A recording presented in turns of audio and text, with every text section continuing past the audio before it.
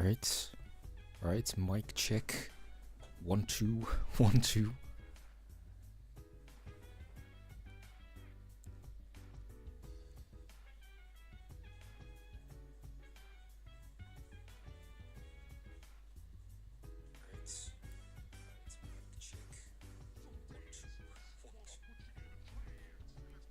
Alright. Looks pretty good. Maybe turn this down a little bit.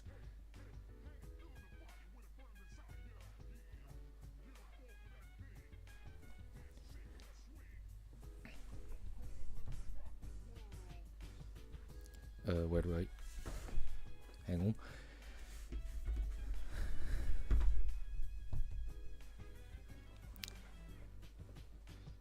Alright.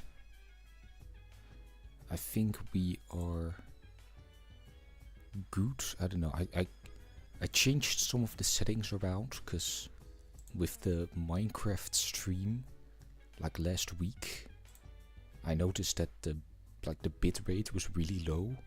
So it was kind of distracting. So I kind of tried to change the settings, but I don't know. I am getting some very fluctuating readings as far as the bitrate and dropped frames go. But I guess this won't be a stream very heavy on the visual side. So I guess I can figure that out. Alright, so anyway, anyway, welcome everyone to a very special stream, I guess, because the new Pokemon game just came out and added a bunch of new Mega Pokemon. I think they added just new Megas. I mean, I've kind of looked at the list of like Pokemon that you can get in the new game, and it doesn't seem like there's any like new Pokemon, not even new evolutions. It seems to just purely be new Mega Pokemon, and I don't know what is happening, but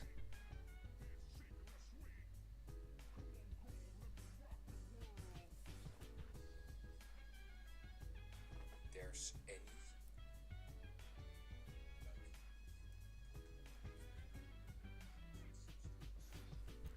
Alright, then, yeah, I'm sorry, my phone, like the stream on my phone, where I'm like, you know, monitoring the actual stream, that cut out for a little bit. I don't know, oh, there we go. Now it's back in high quality. What was I saying?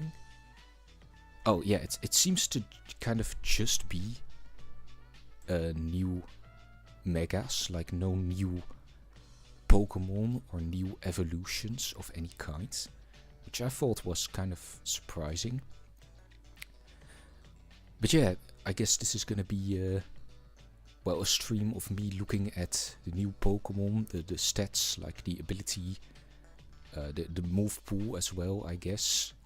I have the Cerebi page open here, fortunately with ads as well, but so yeah, they are on Pokemon Showdown as well. I actually wanted to do like maybe like 2 streams, like when they came out, like one just like this one, assessing their competitive potential of the new Megas, and then another stream of actually playing with them. But I forgot that these Pokemon don't really fit into the competitive scene yet. I don't know, it was like that with the first game, the first Pokemon Legends game as well, where there's no real way for you to transfer these new Pokemon to like the mainline, any mainline game. In this case, the Scarlet and Violet, I guess. So yeah, because of that, they're kind of in a weird place in terms of you know, the competitive scene, where, or I guess the Pokemon Showdown competitive scene in particular, where you can't really have, where you can't really have, yeah, you can't really just, you know, drop them into overused, because, you know, that doesn't work. There's no way to actually do that in the games themselves, and also because like these games have different battle systems. You know, how would you line up the mechanics? Because like because you like battle real time in one of the in these Legends games. So you know, some moves work differently, some abilities work differently to accommodate that play style. So yeah, with the first Legends games, I completely forgot about the first Legends games and all the situation with that, but with the Pokemon from the first Legends games, like Sneasler and Ursaluna and those kind of things, I guess we had to wait, until like the next generation, because Legends Arceus came out when Gen 8 was still current, right? So then we had to wait for the next, until the next generation actually, before they became like fully realized Pokemon that were able to be obtained in a mainline game, thus making them also perfectly fit for competitive play. So yeah, how long will it take until these megas will be like eligible for competitive use? I don't know. But nevertheless, I felt like why not do this stream to look at what their potential could be for competitive singles play. Yeah, actually it was, if we go like, because like I mentioned before, I completely forgot about you know, the whole situation, or that a similar situation occurred with Legends Arceus. So yeah, I mean, I mainly play on like national decks. So I was like, oh, when's the new Pokemon gonna be eligible for, or when are the new Pokemon gonna get added? But wait, where is it? Then they did like post an announcement. Yeah, here. That's, you know, basically telling what I've already been saying up to now. And I don't know why my internet is so slow. I guess maybe that's because I'm streaming at the same time. But yeah, so this basically is saying what I have already been saying, since, you know, you can't, they're completely separate games. You can't transfer them into the main games. They're not going to be, you know, usable due to conflicting mechanics and such. So yeah, and I guess, yeah, then it will remain this way until, well, basically until they're usable in the main game, which in the case of Legends Arceus was the next generation. So I don't know if it will take this long. But yeah, like I said, so this is not really a super serious stream with, you know, analyzing, because there's a lot we don't know about how maybe some moves will be changed to fit into the, or abilities or stats will be changed to fit into the, a mainline game. So by the time these Pokemon get added, things, you know, will have probably changed in terms of the meta and stuff. That makes probably some of the things that I'm talking about in this stream irrelevant. But nevertheless, I thought this was a fun thing to do, since I've never really done something like this before. I did when Gen 9 came out. I did do like I think only one quick stream on playing with the new Pokemon, and honestly there was so much in there like I didn't cover. I think I only talked about like a few of the Pokemon and then played a couple games with them, not really understanding how they worked yet. But yeah, I'd like to think that I've gotten smarter since. So yeah, I'm probably also gonna make this somewhat a quick stream, probably under 2 hours, because I've been feeling a little sick for the past 2 days. You know, a little bit of a throat ache. So I have like 3 cans of drinks next to me that'll hopefully pull me through. You know, all the new megas. I don't know how many there are. I have gotten like spoiled on a couple of them, but honestly, they're not like super big. I don't know, I guess. But yeah, in case it's not obvious yet, you know, this will contain like spoilers for the new Pokemon game, I guess. I mean, I don't really care. I don't have like a Nintendo gaming system of any kind, so I wasn't gonna, you know, play it anyway. But I do play Pokemon Showdown, so I'm interested in like stats and stuff. But yeah, do be aware of that if the title of the stream wasn't already enough of a discourager. So yeah, like I said, the Pokemon are on Pokemon Showdown. Like for example, Victreebel here, yeah, Victreebel Mega. It is they are on Pokemon Showdown. I don't know if these moves are accurate to the moves they can learn in Pokémon Legends, and the stats are the stats accurate?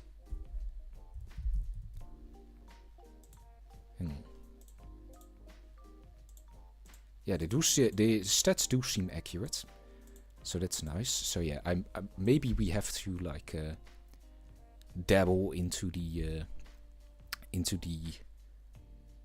like the detailed moveset list on Cerebi to really get an idea of what the best movesets would be and stuff. So yeah, I think that's everything to mention up front. Like I said, experiment than anything, because it'll likely be at least a couple of months until these Pokemon will become eligible for competitive play once they mainline game. And you know, even if that happens, some things in terms of stats and, you know, moves or move effects and abilities may be changed. So yeah, be aware of that. And why is my stream stuttering on my phone? Right, yeah, I think we're good. I'm just gonna check the sound. Eligible for competitive play once they mainline game. Maybe I'll dampen the music a little bit. Maybe the background music is a little loud. I did listen to my advice from last time, from the Minecraft Copper Age stream. I actually downloaded like a music compilation and just have it like you know, playing on the built-in MP3 player on my laptop. So there will be no ads this time. Yippee. But yeah, I guess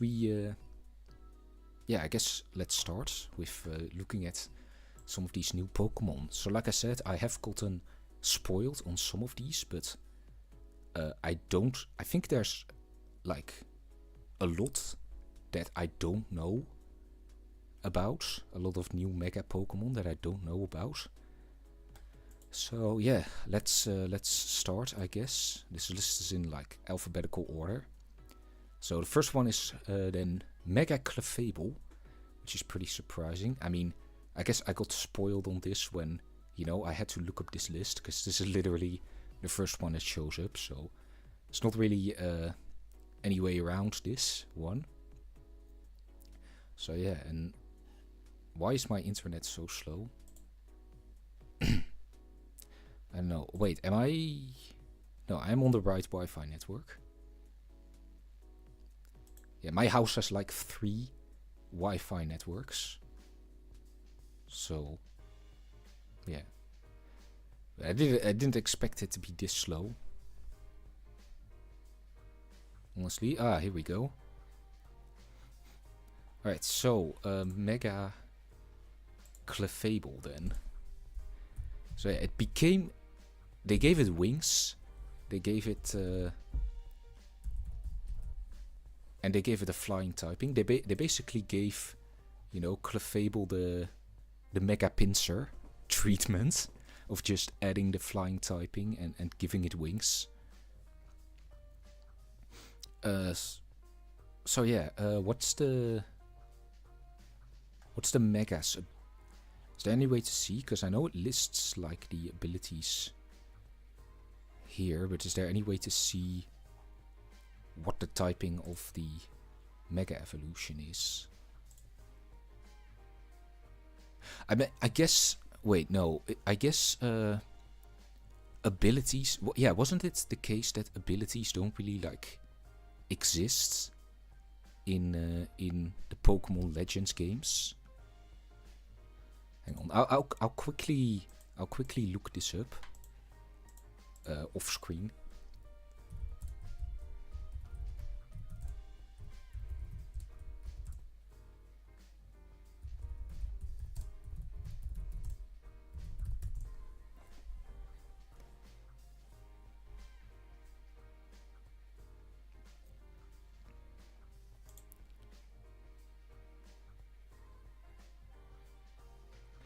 Okay, yeah. So there, yeah. So there are no abilities. So I was right about that. I should probably... There we go. Turn the screen back on.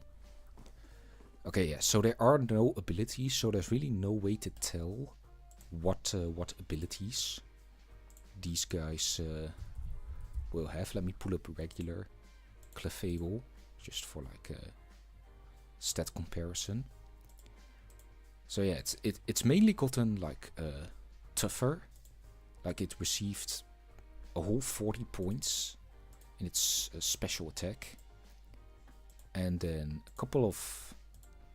Yeah, the other boosts are mainly to its defenses. It got a bit faster. I would say that the stat spread is pretty decent, but I think to really like to really decide how good Mega-Clefable would be competitively, I think that would really depend on the ability. Because like with Clefable, or normal Clefable, the thing you'd mainly run is like either Magic Guard or Unaware. But I feel like, especially for Mega-Clefable, it gained like a flying typing. And as a Pokemon that like has to hold a Mega Stone to Mega Evolve, it would really suck to get stuck with anything other than Magic Guards for this one to be good. And yeah, I'm noticing a lot of like dropped frames. I don't know, hang on. I might try to like fix this. Oh, I can't fix it. I can't fix it while I'm streaming. Well, that sucks.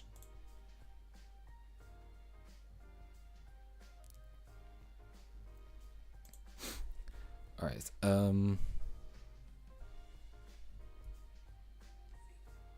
than Magic Cards.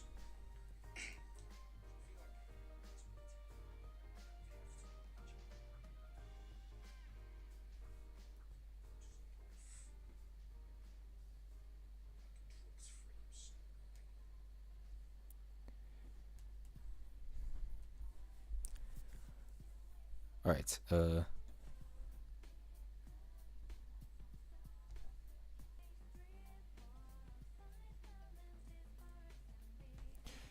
it's fine.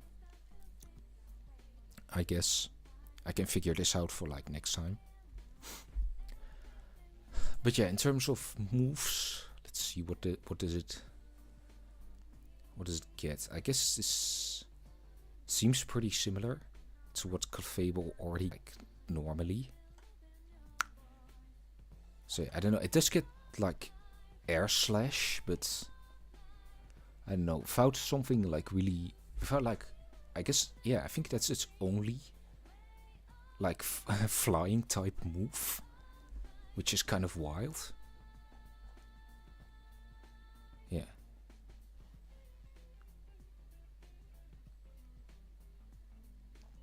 Yeah, because like if it only gets air slash, then I don't really know why you would run this mega, honestly. Like unless it has like a really good ability. But again, like Mega-Clefable already has a really good ability.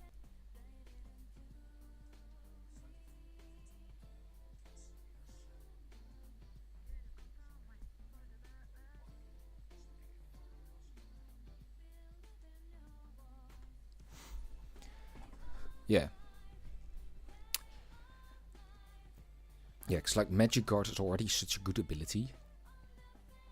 I don't know. This is I think this is gonna be a certified case of, you know, like the base one's already good enough.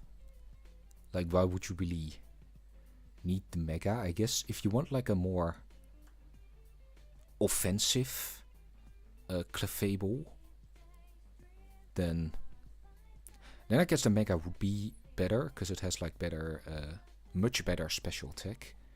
So if you were running things like, if you were running something like maybe Calm Mind, stuff like that, it would probably be good. For stuff like, yeah, they also sometimes run Cosmic Power, but I feel like with the extra flying typing, that, you know, that wouldn't be a good idea. If you're using if you're using Cosmic Power, then you're probably better off just using the regular singular types Clefable. So yeah, if you're using then something like Calm Mind, but then you kind of run into like not enough move slots. Because you want to run Moonblast, you probably also want to run like Stored Power if you're maybe using Calm Mind. But then you want like Air Slash. But then you'd also want like Moonlight for recovery. So I guess that's a trade-off then that you're gonna have to make. So yeah, I don't know. In this first mega, I don't know. I feel like it's maybe, in terms of competitive viability, is maybe a bit redundant, considering I feel like the extra flying typing adds like more harm than Goose. It's mainly the extra stat boosts are nice for like more offensive variants. But yeah, I would say this is probably like a, compared to normal Clefable, this is like a side grade at best. So yeah, I guess that's it then for Mega-Clefable. Alright, so next up is Mega-Victreebel. This one was shown off beforehand, but I don't know, I haven't really paid that much attention to like pre-release material. Victreebel itself is kind of well, not the greatest Pokemon. I mean, the stats are pretty underwhelming, but Mega-Victreebel actually I feel like has a better stat spread. I mean, it's a mega, so duh. But yeah, mainly like the boosts to attack and special attack are really useful to like keep up with power creep. So yeah, does it get any like notable new moves? I don't know. I think it always got like knockoff, poison jab. Did it have toxic spikes before? Oh, it didn't. So it gained toxic spikes. That's pretty interesting for like normal Victreebel. For the Mega, I don't think that's really great, cause yeah, it's a very offensively oriented Mega. Yeah, I don't know. Assuming its ability is like stays as chlorophyll, this would be I feel like pretty comparable to maybe something like Mega-Venusaur, though Mega-Venusaur is a more defensively oriented Mega. Well, this is maybe more offensive. So I guess there the distinction would lie between like Sun offense and maybe something like Sun Stall teams. Do those still exist? Sun Stall teams? I know they existed in like Gen 5 competitive with like you did have like Morning Sun Volcarona under Sun just being crazy. But yeah, this one does have like that special move that I don't know what it's called again. Was it like Solar? Oh, it does not get Solar Blade.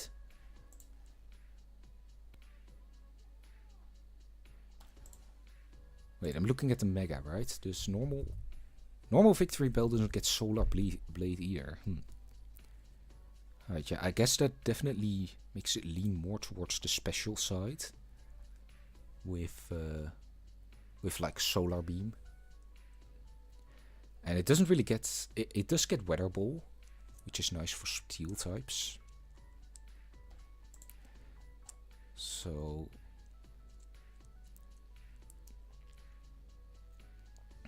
yeah, I think it always had a knockoff, right? Yeah. Or not always, it already has knockoff. That's not something it gained with this game. Bullet Seed is pretty interesting. It already had that. I feel like that would be better on normal Victreebel, because you could put loaded dice on it. So yeah, and for the best, I don't know. It doesn't seem like it got anything new. That's really significant, except for toxic spikes. But I feel like normal Victreebel is gonna be a better abuser of that than, you know, this offensively oriented Mega.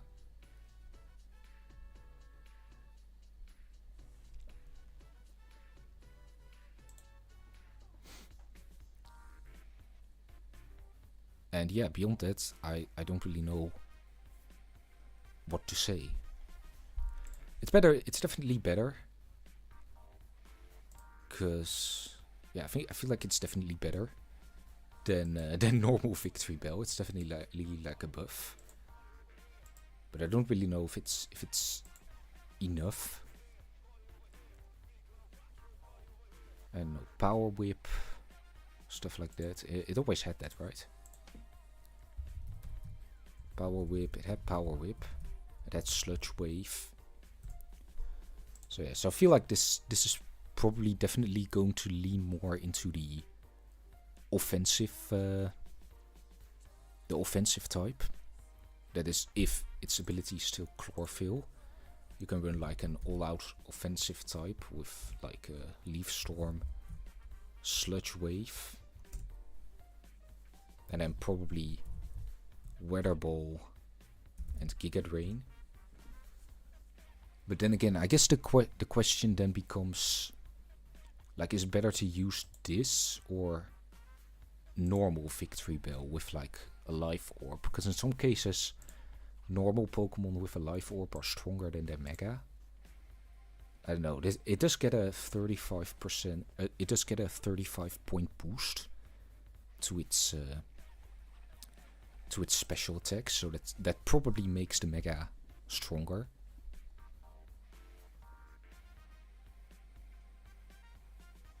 Yeah, I guess we could like quickly run some tests with like the damage calculator, if the Wi-Fi wasn't so didn't suddenly let me down. What is happening here? Is it because I'm streaming like solely from like a window? No, I was.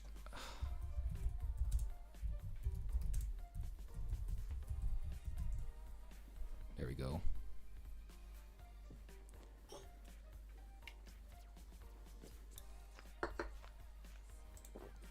Here we go. Yeah, we can run some tests with this.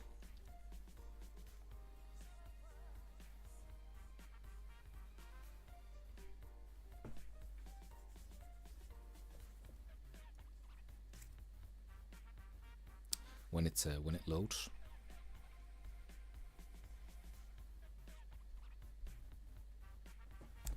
There we are. As soon as everything loads in.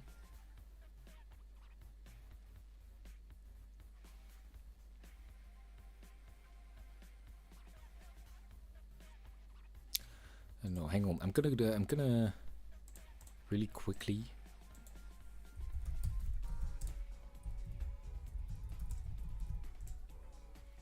I'm gonna really quickly test the internet speed.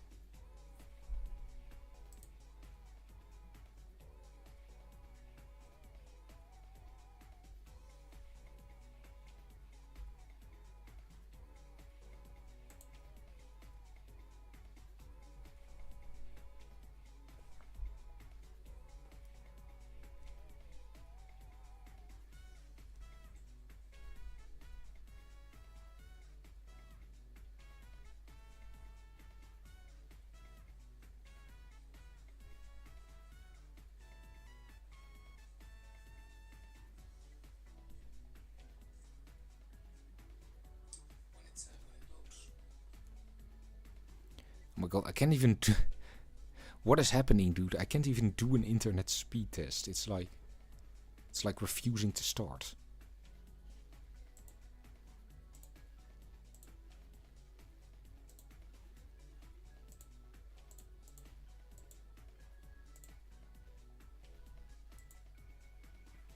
Alright. Well, that's cool. But yeah, Victreebel.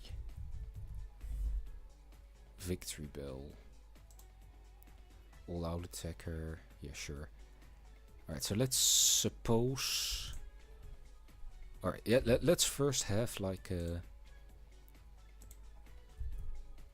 this guy with like a life orb. And then let's pit it against like a Toxapex or something. Under Sun. Oh, and this is a physical attacker. So here we go, 252 here. And let's do like a speed boosting nature, or like a special attack boosting nature, like modest. And then put in a solar beam. Under Sun. With life orb. Yeah, I think this is everything. Everything like correctly. So that's gonna do about half. 51. And now if it just had like nothing, but instead a 135 special attack. Oh yeah, it actually does less. What the hell?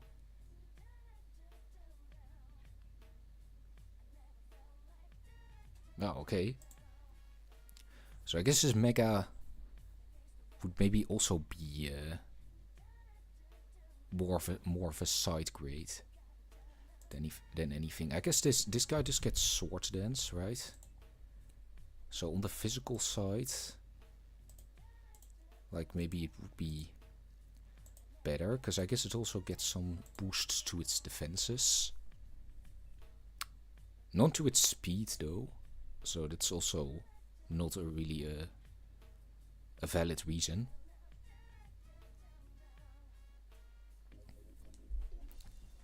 So yeah, I don't know. I guess that's all on this one. First two Megats have been a little bit underwhelming. How many are there? Okay, there's not that many. Maybe I can like speed it up. Alright, Mega-Starmie. I've seen a couple meme images of this thing. So let's see. It's very surprising, I guess, that Starmie, of all things, gets a Mega Evolution. Oh yeah, let's first compare the stats. Yo, hang on. What? Yo, are we seeing this? Are we seeing this stat increase? Look at that attack.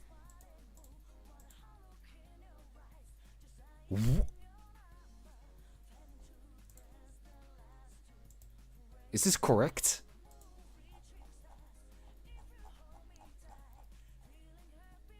What? I did this. Yo, this is a very... Alright, this stat spread is immediately kind of insane. It has everything. What's it total? What's it total? Its total stats. 660. Isn't that like legendary level? Who decided... Alright, I'm a little bit starstruck. Who decided this guy should be this strong? Its attack is actually higher than its special attack, though not after... Or I guess this is without any IVs. Yeah, what the hell? This is like... I don't know. This seems like a perfect stat spread for like an offensive Pokemon. I don't know what to say. I guess its Starmie's abilities aren't the best. So I guess that holds it back. Though Natural Cure would probably be the best pick out of all of these for Mega-Starmie. Because it is already pretty bulky. And, you know, then it also wouldn't be able to get like worn down by Toxic or Burnt. Because I guess you would want to make this guy a physical attacker. Like what physical moves does it get? It gets Aqua Jet, but it's already pretty fast. So I guess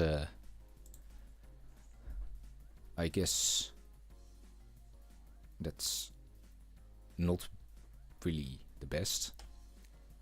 It gets Liquidation. Did it have all these moves before? Hang on. Aqua Jet? No, it did not. Liquidation. I don't know. I guess there's no... I guess there's no moves listed here. Because I guess Starmie doesn't exist in Gen 9. Right? But they brought it back for Legends, so... I guess maybe I'll have to like get a new box. Put it back to... Where was Starmie in? Was Starmie in Generation 8? Yeah, it was. Yeah, and it's because it's not in Gen 9, right?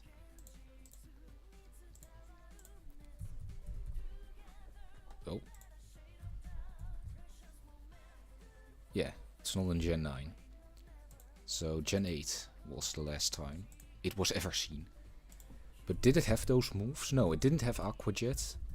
It didn't have Liquidation. What more? It's Surf and Hydro Pump, pretty standard. It's Headbutt. It gets Flip Turn. Did it have that in Gen 8? Oh, it did. Right. But that's still pretty big.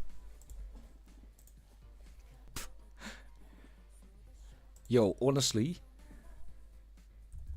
wait, this is the normal Starmie. Honestly, just throw on like bulk up, and then what? Just liquidation.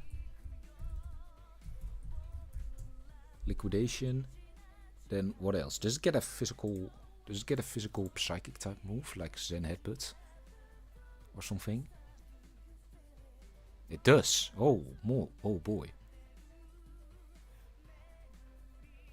It gets Waterfall as well. What the hell?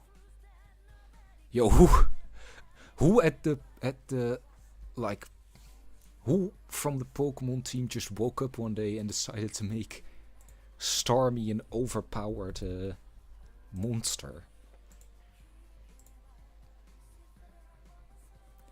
And then, I don't know, I guess what would you want for coverage?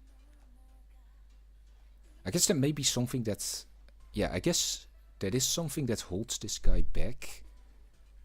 Because it has like a gigantic attack stat and like pretty powerful stabs, but it really doesn't have any physical coverage outside of like a headbutt. Double edge, I guess, so that's something. So yeah, I guess you would want to run either like Flip Turn or, yeah, Double Edge to hit like, I don't know, like Grass and Dark types hard. Now, I guess maybe because like Liquidation has Stab on it, it probably would be about as strong as Double Edge. Without it does get self-destruct though. So I guess you could, like, you know, build a setup sweeper with this. You know, your opponent sacrifices multiple Pokemon to it, and then just when they think, you know, they've battered it down enough, it just blows up. So yeah, but I don't know, something like, I don't know, I guess you could do like Flip Turn, but that seems a bit redundant on a setup. I know, I guess you could also just throw on Substitute and like be safe. I guess you could maybe also then do yeah, I think Natural Cure then would probably be the best on this, and Magic Guard on this. So yeah, we are still dropping quite a few frames, but like I said, I can't really do anything about that right now. I'll try to get the settings right for if I ever stream in the future, I guess. At least the bitrate is still good, so. But yeah, I'm sure you're still able to follow it. I hope, at least. But yeah, then you can also still run like Rapid Spin. It probably still gets that, right? It's like one of the moves it learns, or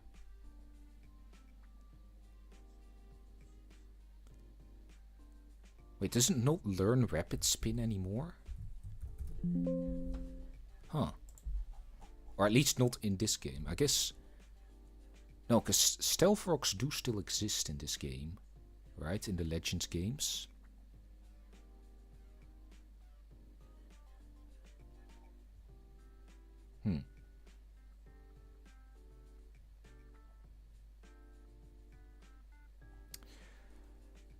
Yeah, but yeah, like I said, I'm very impressed with this Pokemon.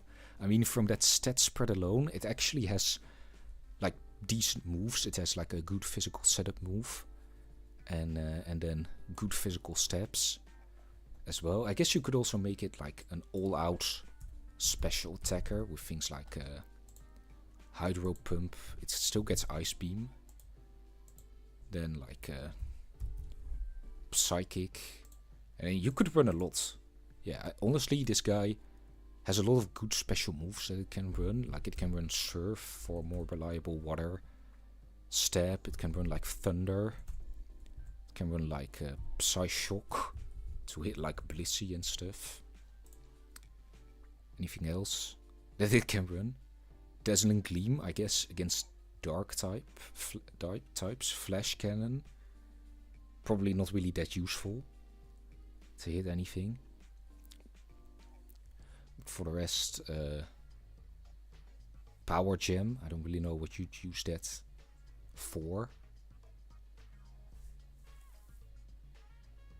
Alright, yeah, I think this is definitely... If this was released, I think this would definitely be a very strong Pokemon. Honestly, with this set, I feel like this might even be, like, ban-worthy.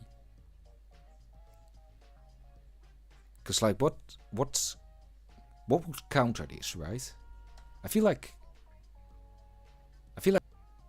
would probably counter this pretty well.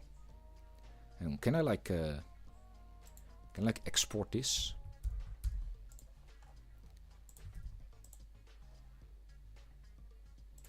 Wait, can I not import this?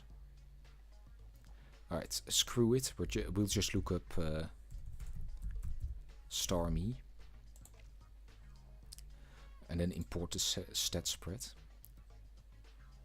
Because yeah, it has like 140 base attack. They really gave this guy a freaking 65% or point increase. How much? What's Starmie's base stat total? It went from 520 to 660.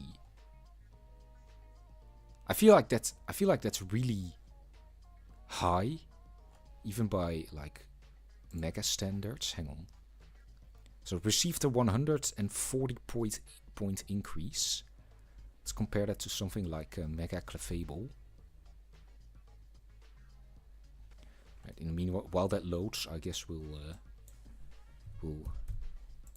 do this, and then throw on like Liquidation and Zen Headbutt.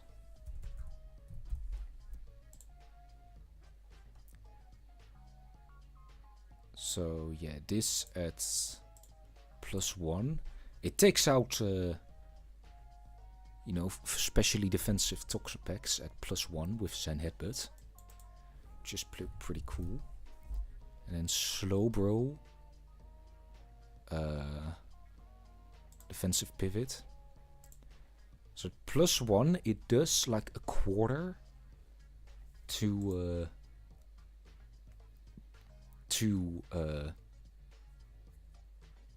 Slowbro. Okay, I feel like Slowbro then is gonna be like a pretty good counter.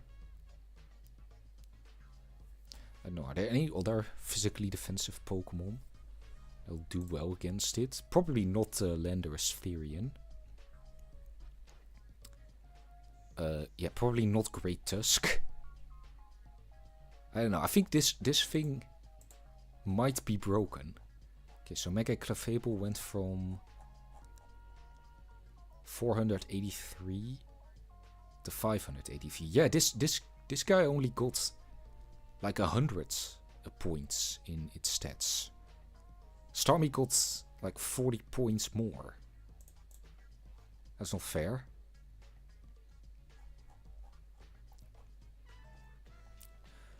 Right, yeah, I feel like that's probably all on Mega-Starmie. Yeah, I feel like this thing might be broken. Like after two relatively underwhelming Mega evolutions, now here comes Starmie with an absolutely gargantuan glow up.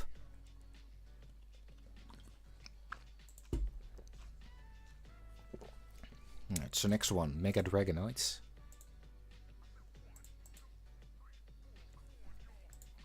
This was another one that was shown. I think this was like one of the first ones that was revealed. Mega-Dragonite compared to normal Dragonite. So in terms of stats, it's another one with really good stats, but you know, Dragonite itself already had pretty good stats.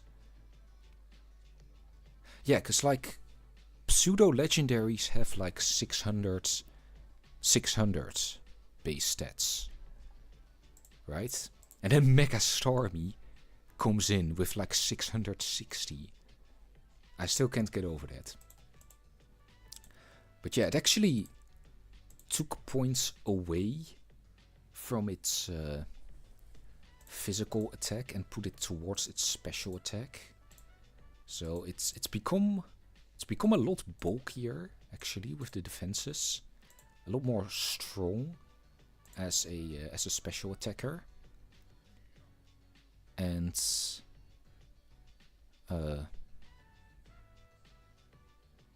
yeah, and a bit faster as well. It's now base 100, which is pretty big. But yeah, hello. I guess it was still loading, I don't know. So yeah, if this, honestly, with this stat spread, if it's kept multi-skill, this would already be pretty strong. But yeah, and it's a special attacker, so it can use like Draco Meteor. I don't think it has any special setup moves. At least I've never seen him use one.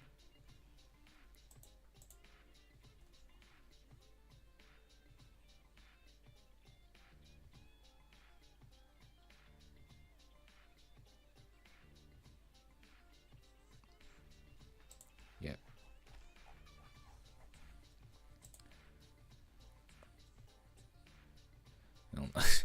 Part of me kind of wants to reset my Wi-Fi connection, but on the other hand, that will probably end this stream prematurely. So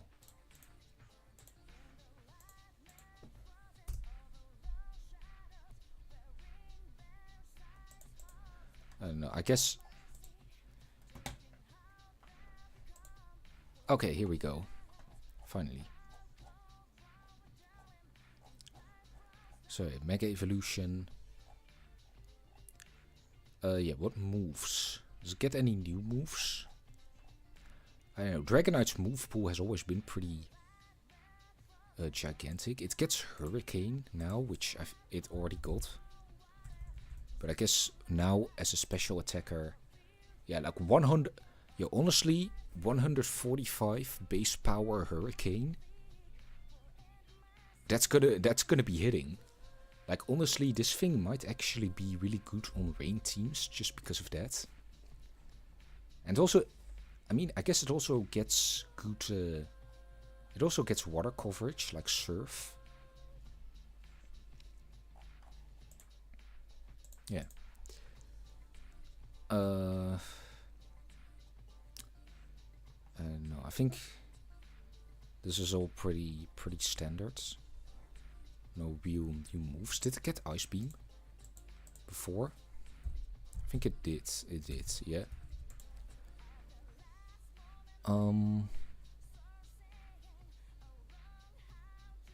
Yeah, it seems all pretty standard. It still gets Draco Meteor, so that's cool.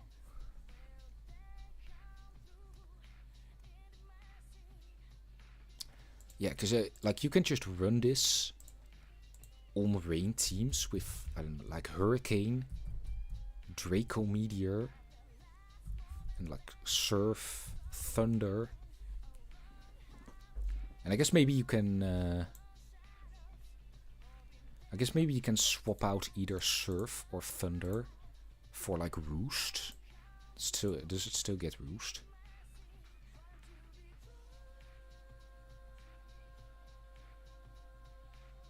No, I'm not seeing it. I'm not seeing it. Does it not get Roost? Or is it just Or are recovery moves just not really in this game? Because of like the way the battle system works.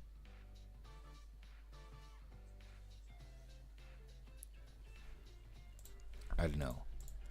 If it doesn't have Roost, then that's kind of a blow.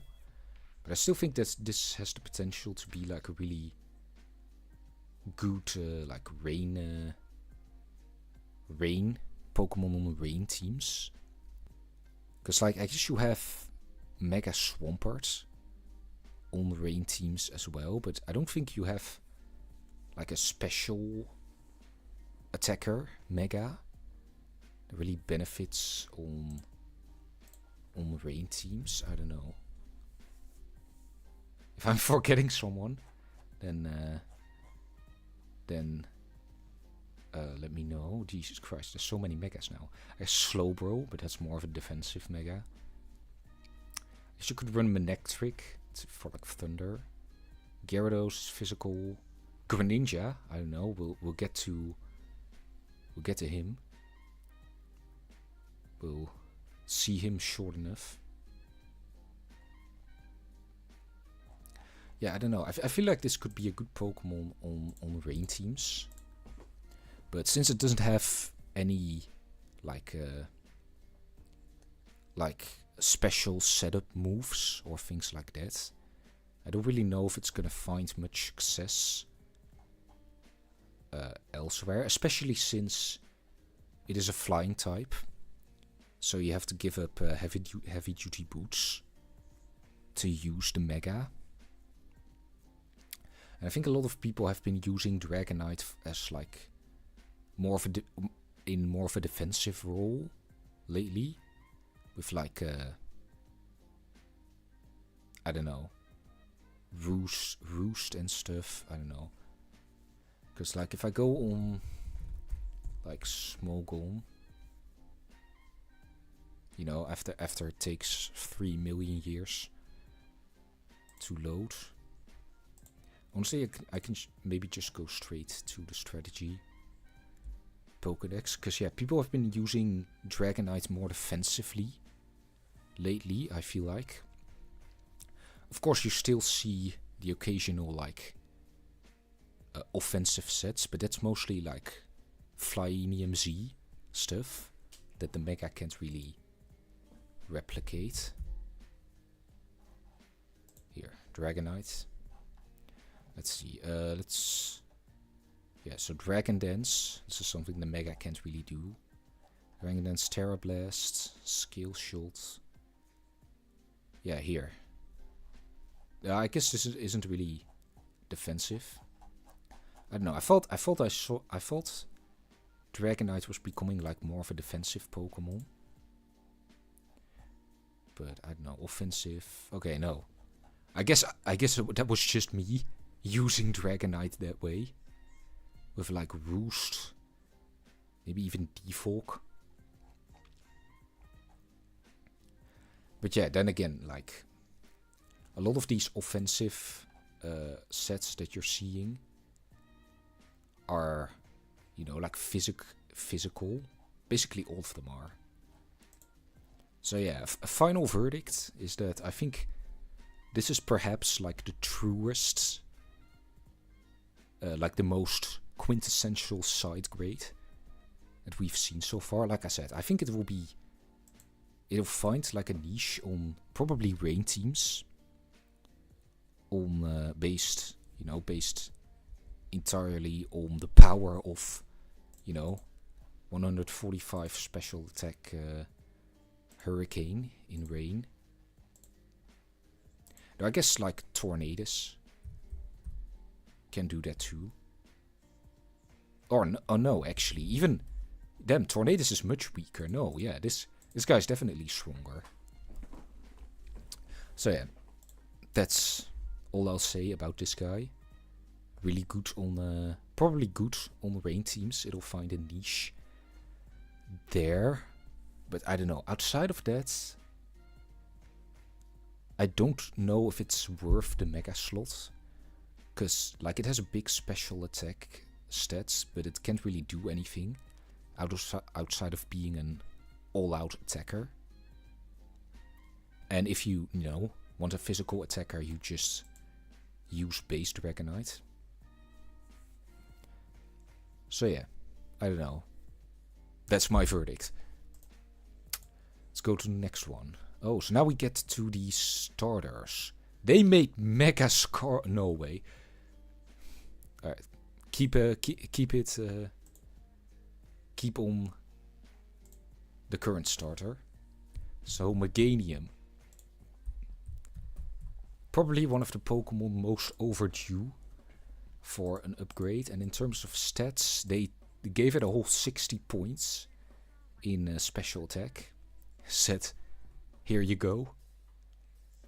And they made it a bit bulkier. You know, not too much.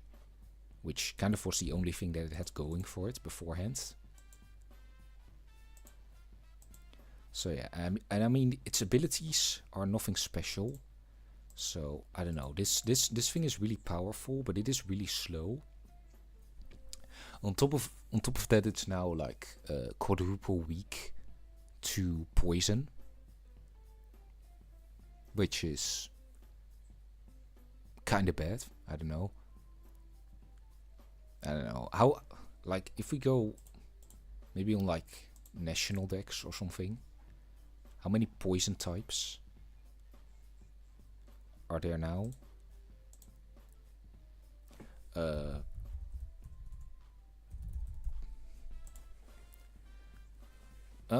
are a few poison types, but they're all mostly defensive.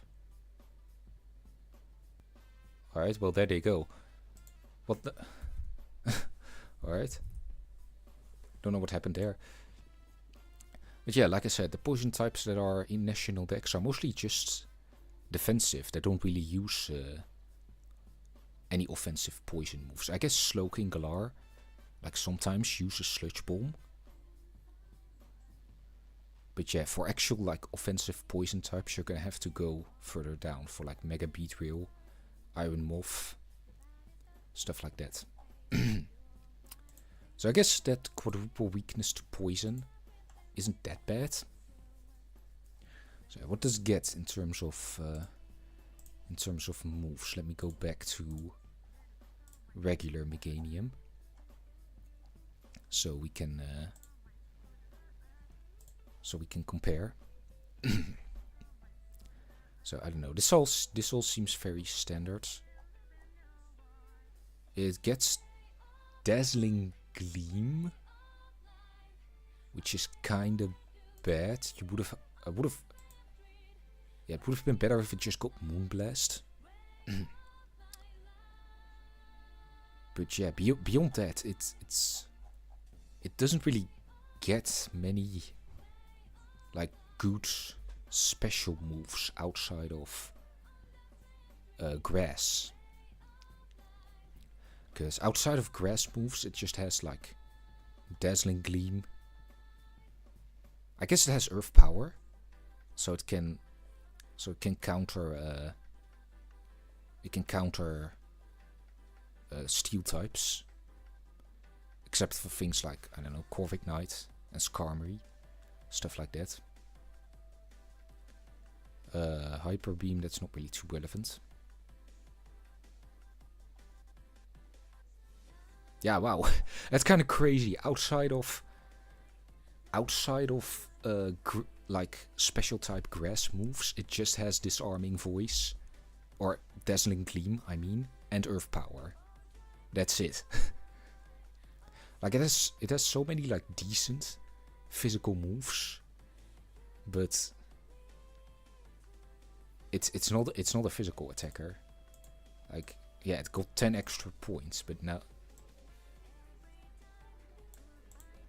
But it's like, it only got 10 points in its attack. So I feel like you probably want to use this guy more defensively. With like knockoff, leech sheet. And yeah, I mean, its abilities aren't really great. So best case scenario would be it receiving an entirely new ability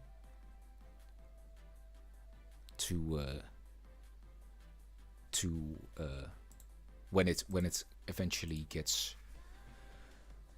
released. I don't know, maybe something like I don't know. I was gonna say like something like Pixelate or something, but it doesn't really have any good normal type moves as well. I mean, yeah, physical normal type moves, but like I said, it's really geared up to be more of a special attacker. It has like this pretty huge special attack stat and literally no moves to take advantage of it. So yeah, like I said, you probably want it to be more defensive with like knockoff, leech sheet, Giga Drain, and then what else? Gets outrage. Did it always get outrage? Oh, alright. I guess nothing to be too excited about. I guess you could run then substitute on the defensive set. Yeah, it gets sword stance, but I don't think it gets any special setup moves. Yeah, it gets workup. Whoop-de-doo. I guess you could turn it maybe into like a mixed attacker. But I don't know, that's I feel like that's bordering on gimmick territory.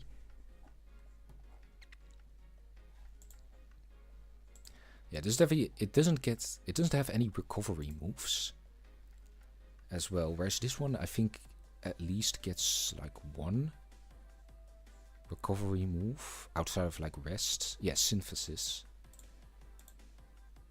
So I don't know, you could run like synthesis or substitute, since you know Giga Drain and Leech Sheet already give you health back. But I don't know, yeah, like I said, I guess you could also turn it into a mixed attacker with like I guess you could run workup since it's pretty beefy, and then probably run like Giga Drain. And it doesn't get any physical fairy moves either, right? Yeah, I mean, it gets like Earthquake, which I guess you could run then. Earthquake, and then maybe knockoff or something, or then again Dazzling Gleam. But I don't know. It seems too fringe. I don't know. I have my thumbs down on this Mega. Definitely better than like regular Meganium, but yeah, no, not nearly good enough, I feel, to be of any real note, like anywhere near overused. Maybe in like the lower tiers, like rarely used or something.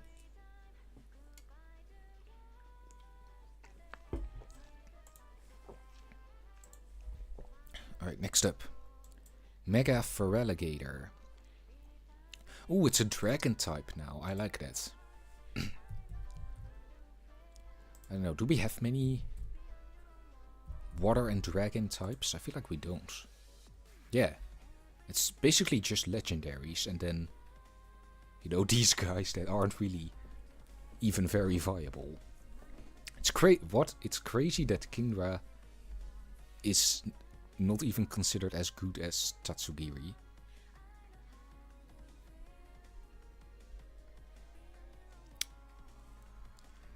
But yeah. Oh, I guess we have Dracofish as well. But yeah, honestly, it could keep Sheer Force. It's already a pretty good ability. And I don't know, did it get any new moves? Does it really need any new moves? I feel like it already got quite a decent move pool before.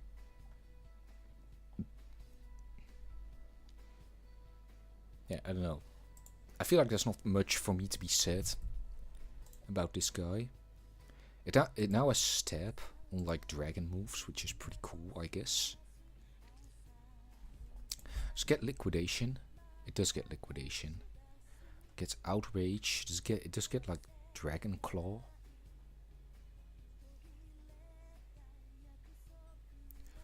Yeah, and outside of that, I don't know, it could run like Earthquake. It doesn't really have a very good move to use against fairy types, which is kind of a concern. So yeah, I guess just like wait, no, Dragon Dance, Liquidation, and probably like Dragon Claw. And then it is quite slow, so I guess then probably like Aqua Jet. Its attack is very big, so yeah, does it get Swords Dance? It does get Swords Dance, so maybe you'd wanna run Swords Dance to, you know, so that you can also make good use of Aqua Jet. Because honestly, this, like at +2, it's probably gonna do damage. I wanna see. If we get like is this how you spell it? Feraligatr. But its attack is 160 and like 252. And then boosted. So where is it? And it has sheer force. I forgot. If it gets sheer force, its attack become even stronger. Yeah, and then let's just run adamant. And then we have Dragon Dance,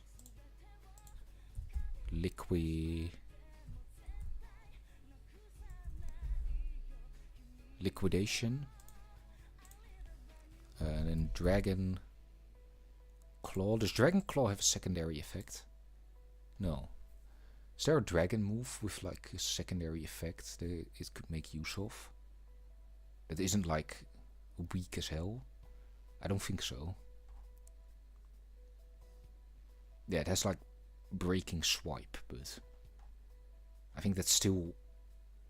Well, that might actually be slightly stronger. I don't know. I feel like that's about the same power as Dragon Claw. So at that point, like, what's the point? Put on like Aqua Jet.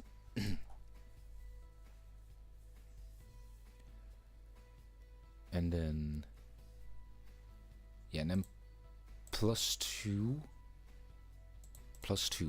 with Swords Dance. Yeah, that does some damage, but Slowbro still takes that, even the Dragon Claw. This is correct, right? This is all going through...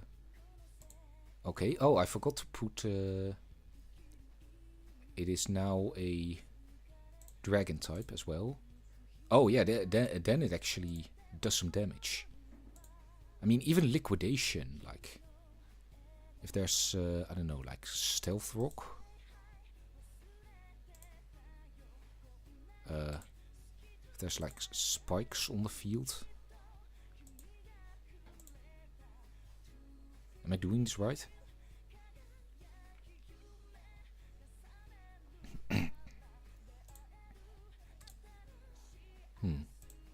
Because like 3 layers of spikes.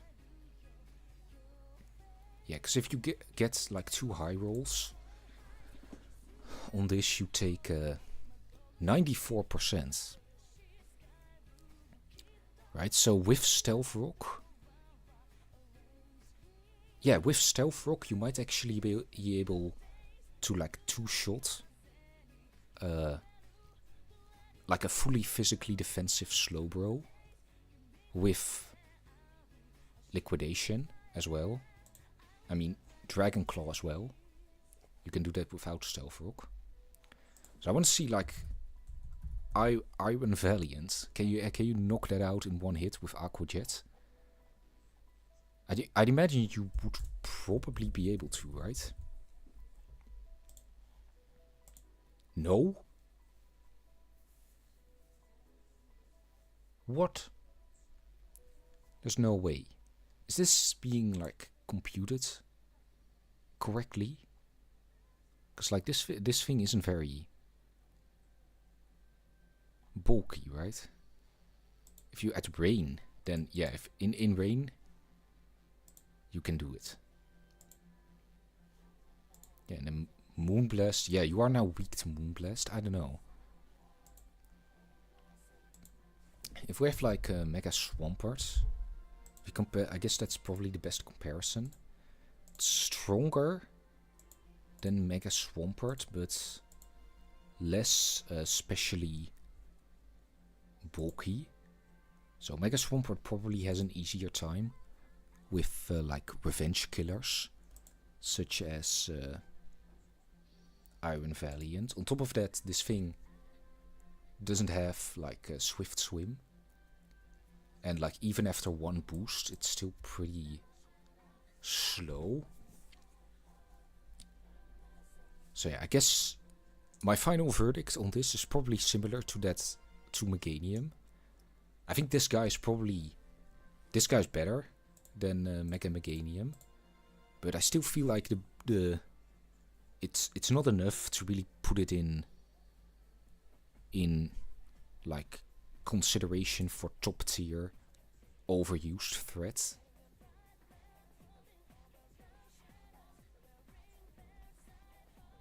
So I don't know. This still feels wrong to me. I feel like this should be able to knock out Iron Valiant.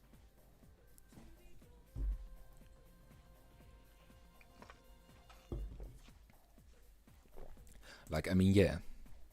Obviously, Liquidation murders this thing like 5 times over. But you're gonna get, you know, knocked out by Moonblast before that, or will you? Because you're up to 93. No, not 193.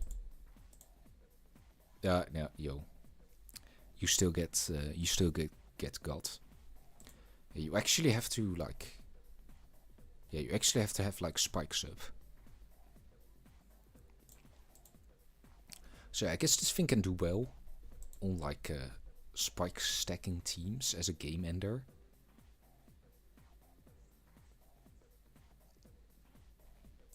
But yeah, that's about it. I don't know. Not terribly impressed with this one. And I'm noticing we are doing better in terms of dropped frames. It's been like stabilizing itself a little bit.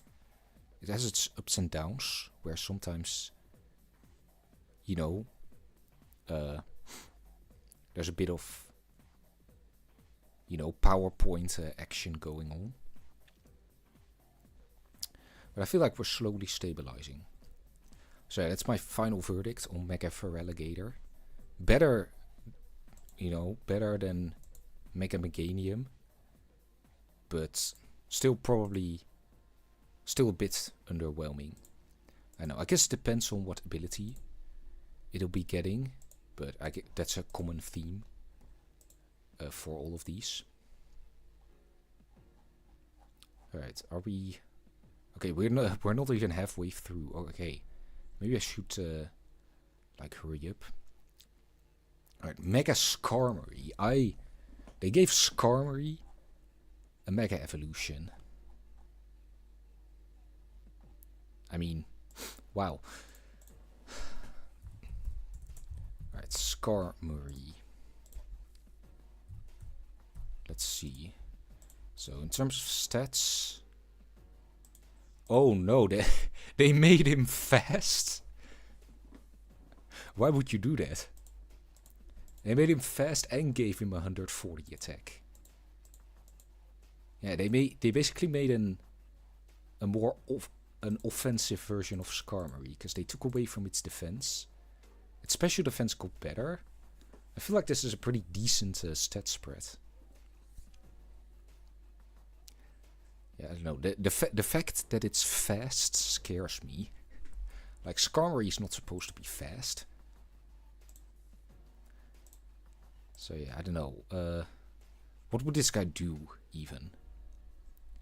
Like, I know it can, like, set up with Iron Defense. But if you're gonna do that, why not, you know, use the base form with a higher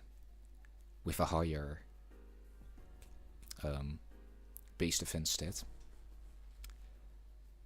I guess this one can maybe use Curse better, because it has a higher attack, a higher attack stat. But yeah, for the rest, it has Sword Stance. You know, honestly, this thing can probably use Sword Stance effectively. Because, like, you probably have to, right? So, Sword Stance. And then...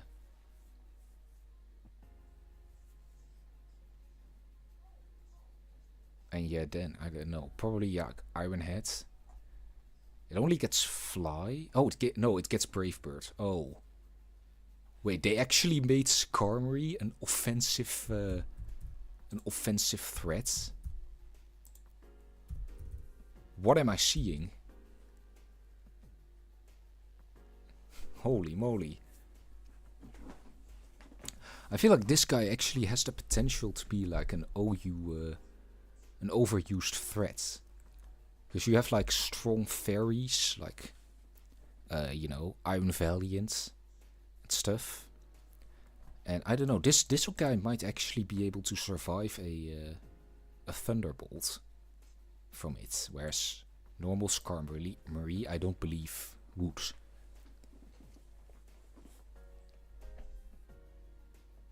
Yeah, I feel like when you're using this form over normal Skarmory, you have to go offensive with it. Oh yeah, that's another part that I haven't considered. Because like I feel like with this one, with this Mega form in particular, the mind games are gonna be like really tough. You know, figuring out if this is, you know, a normal defensive Skarmory with like, I don't know, spikes, Stealth Rock, Roost and all, and whatnot. What else does it run? Like Delphox sometimes. Oh, it doesn't get Delphox? Alright. I thought it did at one point. But then, I don't know, Taunt or something. So it's gonna be really difficult when like base Skarmory first comes in to decide if it's, you know, like a defensive set or just this, which sets up one Sword Stance and then poses a big threat. Because like it's actually decently fast as well. So yeah, because of that, I feel like this one has the potential to actually be like probably not a huge overused threat, but like a solid part of the metagame. So yeah, I guess that's it, probably. That's my final verdict on this guy. Yeah, I think so far this one, Mega-Starmie and Mega-Dragonite are the ones that I have the most confidence in to do well. Mostly just this one and Mega-Starmie. Mega-Dragonite, I don't know, it's kind of so-so. But yeah, I don't know. I'm actually very intrigued by this Mega-Skarmory Pokemon.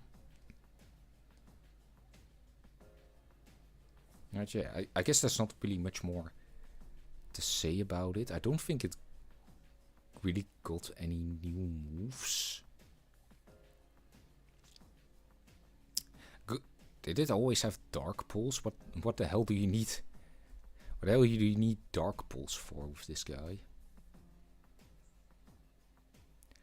It has like has Drill Run. Did it always have Drill Run? It did. Alright.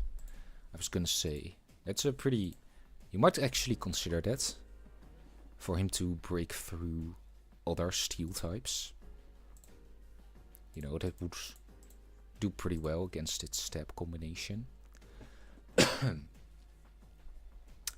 So yeah, I guess that's all for Mega-Skarmory. What's next? Mega-Froslass. This is one that I also caught a glimpse of before the stream even began. I mean, I guess it makes sense that they gave Froslass a Mega Evolution because Glalie already has one. So yeah, Froslass. So yeah, Froslass is mostly used as like a suicide lead, like a hazard setter. But this one is actually a lot more specially bulky and a lot stronger and faster as well. So I feel like with this one you're probably just gonna wanna spam attacking moves. I think does this guy know like Nasty Plot? It doesn't. Does it have like any setup moves? Oh, it does have Nasty Plot. At least in Legends CA. Oh, that's really scary. Cause like if you set up like a Nasty Plot with this, like the stab combination of Ice and Ghosts, like two of the strongest offensive types in the game. Oh, that's gonna be very scary. And it's fast. It's pretty fast as well. Wow.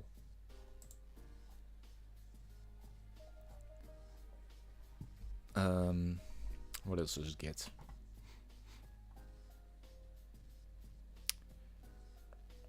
Yeah, it gets decent coverage as well, like Thunderbolt. But honestly, like I said, Ghost and Ice are already like super good offensive types. Because like most of the things that beat Ghost are hit neutral by Ice and vice versa. Like Steel beats Ice, but Steel doesn't resist Ghost anymore.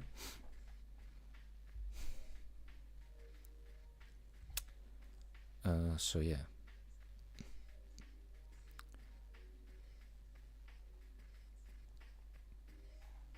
Yeah, I feel like that's kind of the only thing that you want with this thing. Just like set up with Nasty Plot and then start spamming Ice Beam and Shadow Ball. It's very simple. And then maybe Taunt as well or something like that to stop recovery attempts from things like, I don't know, Blissey or something, or Toxapex trying to toxic you. Yeah, I feel like this is another one that has potential to be like maybe quite a niche but significant threat.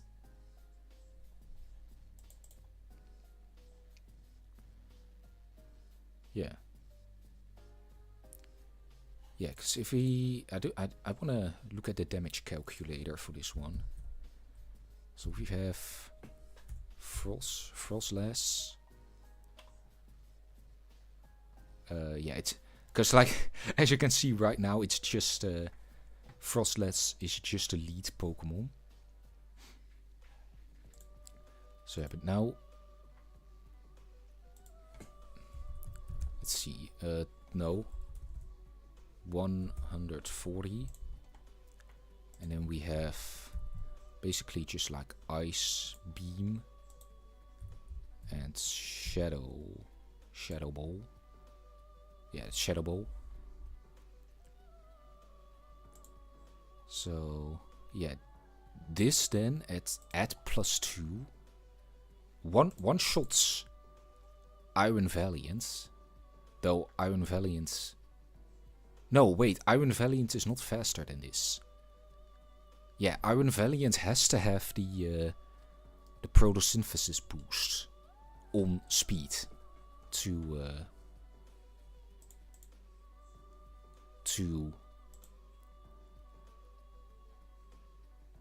outspeed it. And it doesn't even knock it out. with knockoff, if it like can't remove an item. What? Yo, Mega-Froslass actually beats Iron Valiant 1-on-1. It's not something I expected. If we get something like Toxapex,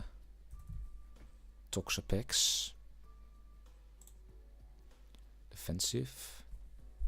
Ooh, +2 almost knocks it out. Does it get freeze dry?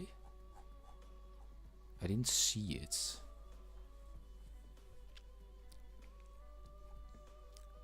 Does normal Froslass gets freeze dry? No, it doesn't. Okay. So that may be a bit problematic then. Bulky waters. And I mean like really bulky waters. Yeah, but I mean on the other hand, with Taunt, then Toxapex can't do anything back. So there's that. You know, I guess it can like Scald or something, but that probably won't really do anything. A bit, but I don't know. Defensive stats are also better. 70, 100. Yeah, special defense is 100. Yeah, 5 hits. Knockout. And you know, Mega-Froslass will have knocked it out long before. So yeah, like I said, I feel like Mega-Froslass, this one, definitely has potential to be a somewhat niche, but definitely significant threat, even in like overused. So yeah, that's my final verdict on this one. Kind of similar to Mega-Dragonite. What I said about Mega-Dragonite. Alright, next up. Final starter, Mega-Emboar. So, yeah, I mean, Emboar has been doing alright in competitive. Well, until now I see it's in ZUBL. Oh yeah, I forgot to talk about like Frostlass's ability. Yeah, I mean, honestly, Snowcloak is banned. So it has like Cursed Body. Which, I mean, it's not that bulky. So, yeah, I don't know. If it keeps this ability, then I don't think it'll be that useful. It's definitely, with these buffs, it's definitely not the frailest thing in the world. So it'll get a bit more mileage out of it. But yeah, still, if it could get something like I don't know, what would be one buff that you could give this thing in terms of ability that would really like make it overpowered? What is it?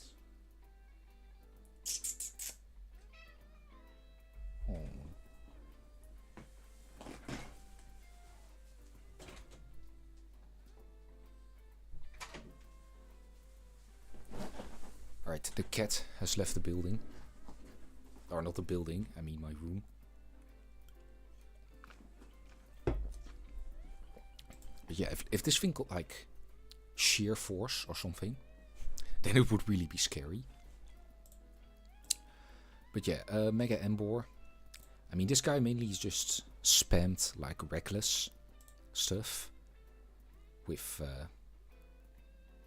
I don't know, either choice band or like life orb or stuff like that. So yeah, I don't know, it's so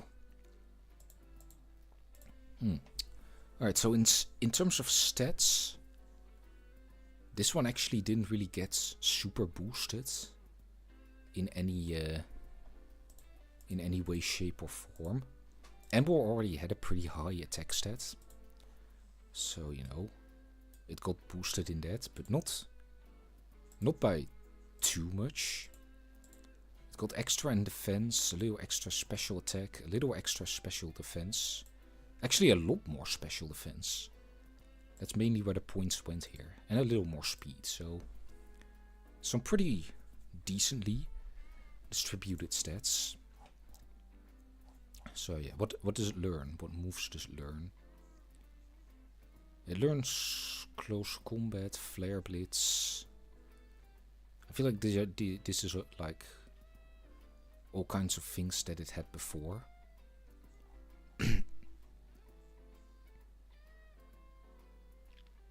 Yeah. Yeah, it became a lot more specially defensive, which is interesting. So yeah, especially, yeah, they have to give it then a different ability, because like Reckless does not really work on a defensive Pokemon. They'd have to give it something like I don't know, what does it like? Looks like a warrior. I don't know.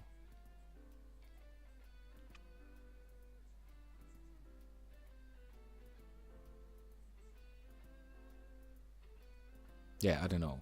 If they gave it like a more defensively oriented ability, like I don't know, like what, Mold Breaker? I don't know, something along those lines. I was gonna say Regenerator, but that doesn't really fit. But yeah, I don't really know what to make of this one. It doesn't really seem to do anything super well. It doesn't really seem to have gotten that many new moves. I mean, Flamethrower. This all seems pretty standard. Head Smash, it had that. Flare Blitz as well. Yeah, I don't know. Like in terms of taking advantage of its new like defensive type, I don't think it has much outside of like Taunt and then Will-O-Wisp. I don't think it has a recovery move, right? Like a reliable recovery move.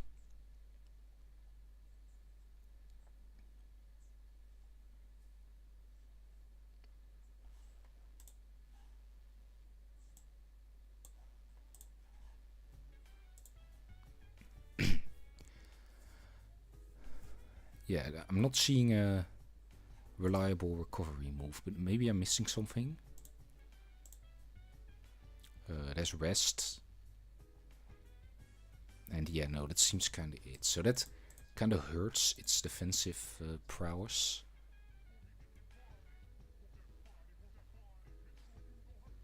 Because it can run like knockoff and then a strong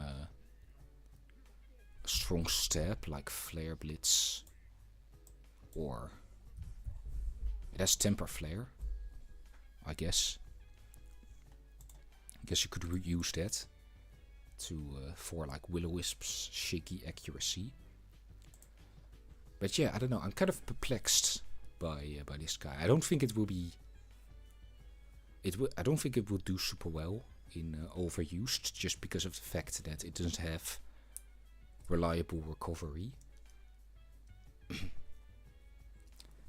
And yeah, since the boost in attack isn't that big, a normal Emboar with like a Life Orb will probably have a higher damage output. So yeah, I feel like if you're gonna use this Mega, you're gonna rely more on its defenses with like these moves, Taunt, Will-O-Wisp, Knockoff, stuff like that. I guess you can use stuff like Bulk Up,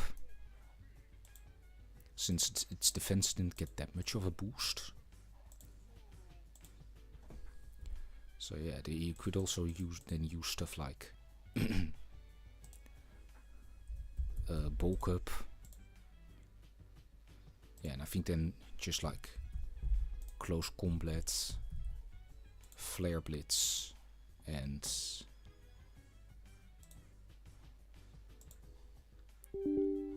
oh, what the hell is happening?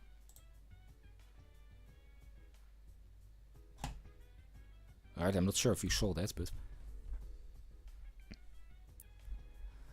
and then yeah, Wild Charge, something like this. I guess something like this is now more feasible, because it's, you know, like more specially bulky. But still, like I said, it's not, the stat boosts are not too impressive. I guess we'll have to wait and see what its ability will be to make a more informed guess. So yeah, that's my final verdict.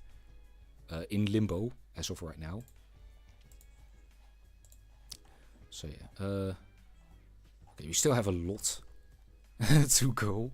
Holy moly. Right, yeah, a lot of Gen 5.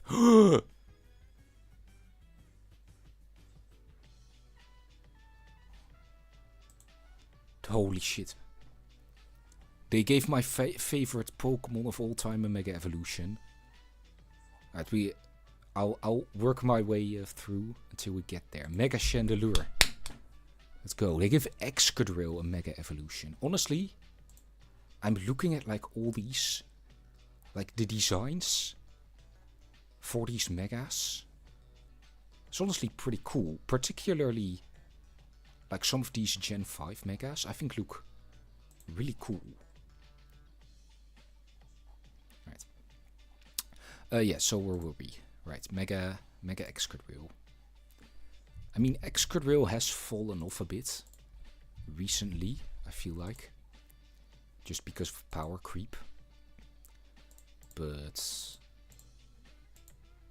yeah, I don't know. It just got stronger and faster, mostly.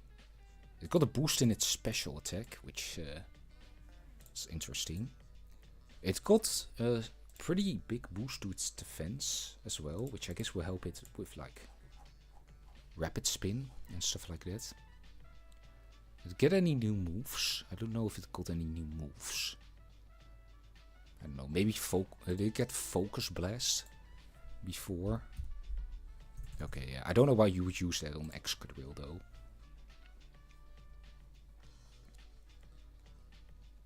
But yeah, I don't know, I guess this one...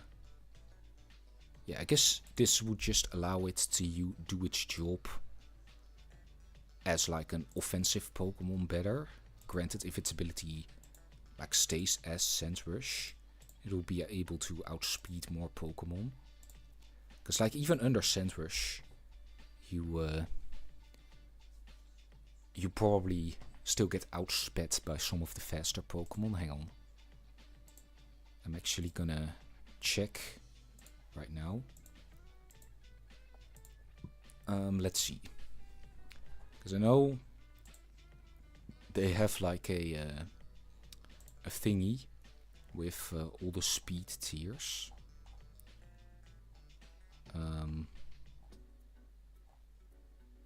Here.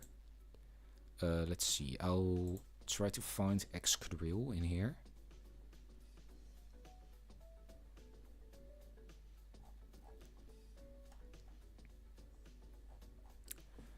Let's see. Excadrill 1. Scent Rush gives like a +2 boost, right?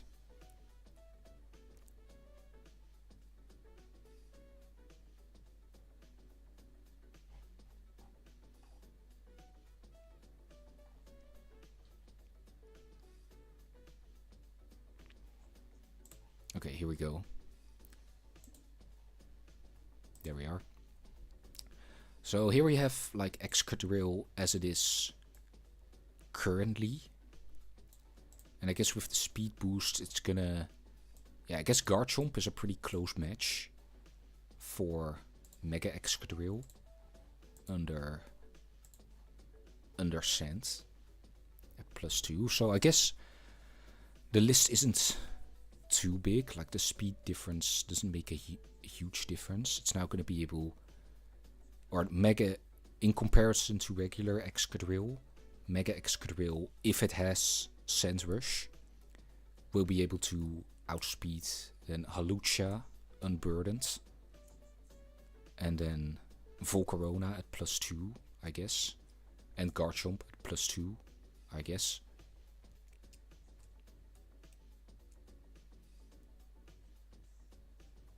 So yeah, I guess the difference isn't as big as I thought. But yeah, I guess this would just allow it to do like its offensive job a little better. And then what, like Rock Slide probably, or does it get Stone Edge? It doesn't get Stone Edge. Does it get Stone Edge here?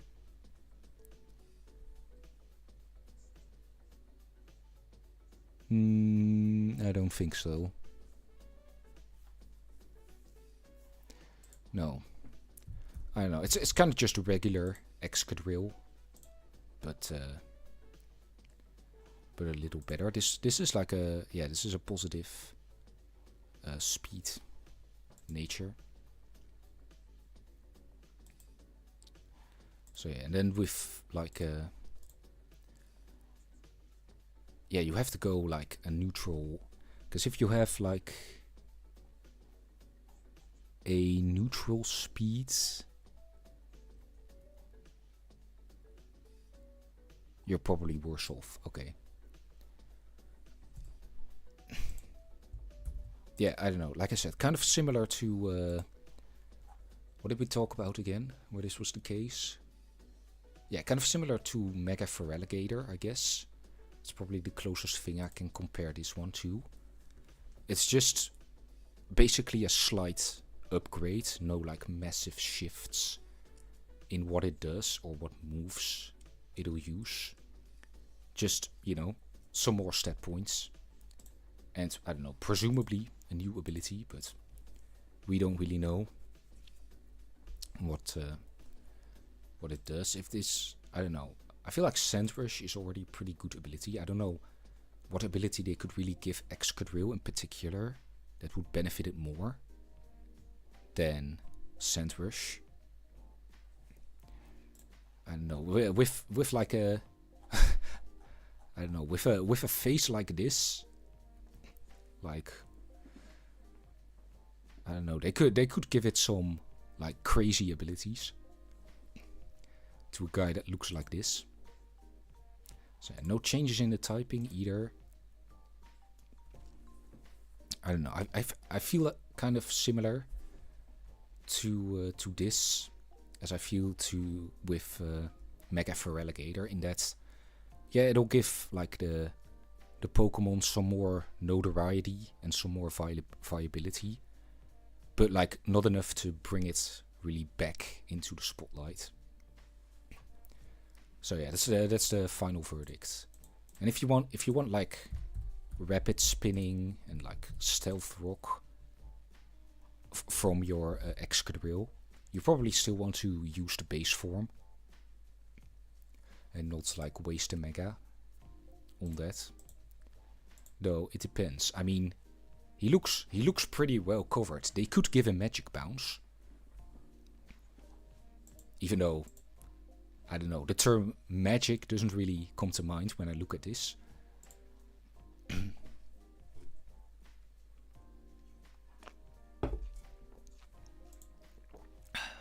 Alright. Next up. Ooh, Mega-Scolipede. Yeah, this is another one that was spoiled for me in like the thumbnail of a YouTube short. So, very sad.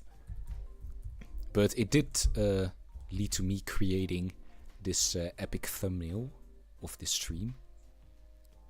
So I don't know why there's two Scolipedes here, but alas. So let's see. So in terms of stats, Scolipede was always fast, but yeah, they for some reason they made him bulky and took away his speed. Which, I mean, I guess that's a choice. Why is it not showing any moves? Oh, because Scolipede isn't in Gen 9. Okay. We have to go back to Gen 8. I mean, I guess... I don't know. I guess we can see. Because it does get U-turn. That's kind of big. It gets spikes and toxic spikes. So, I don't know. I guess, because like Scolipede before was more of a lead Pokemon. With like, you know, spikes and toxic spikes and stuff like that. I believe it got taunt too.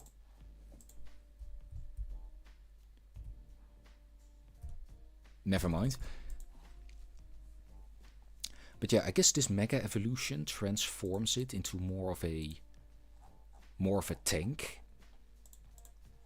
That's, you know, can, well, come in and set things up. Like set up spikes and toxic spikes, and stuff like that. And, you know, you turn around throughout the game rather than just in the opening turn and then like die. But yeah, the moves all look pretty similar. It gets Solar Beam. I don't know if it got that before.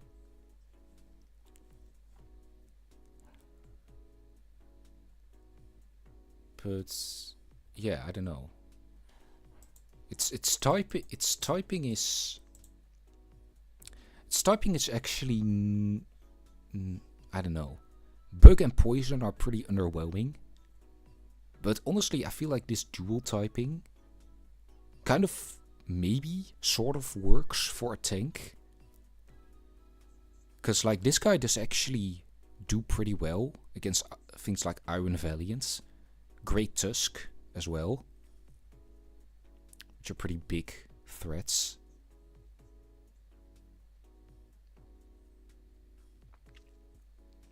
And then, oh yeah, that's something I forgot to mention also when I was talking about, I think it was Froslass.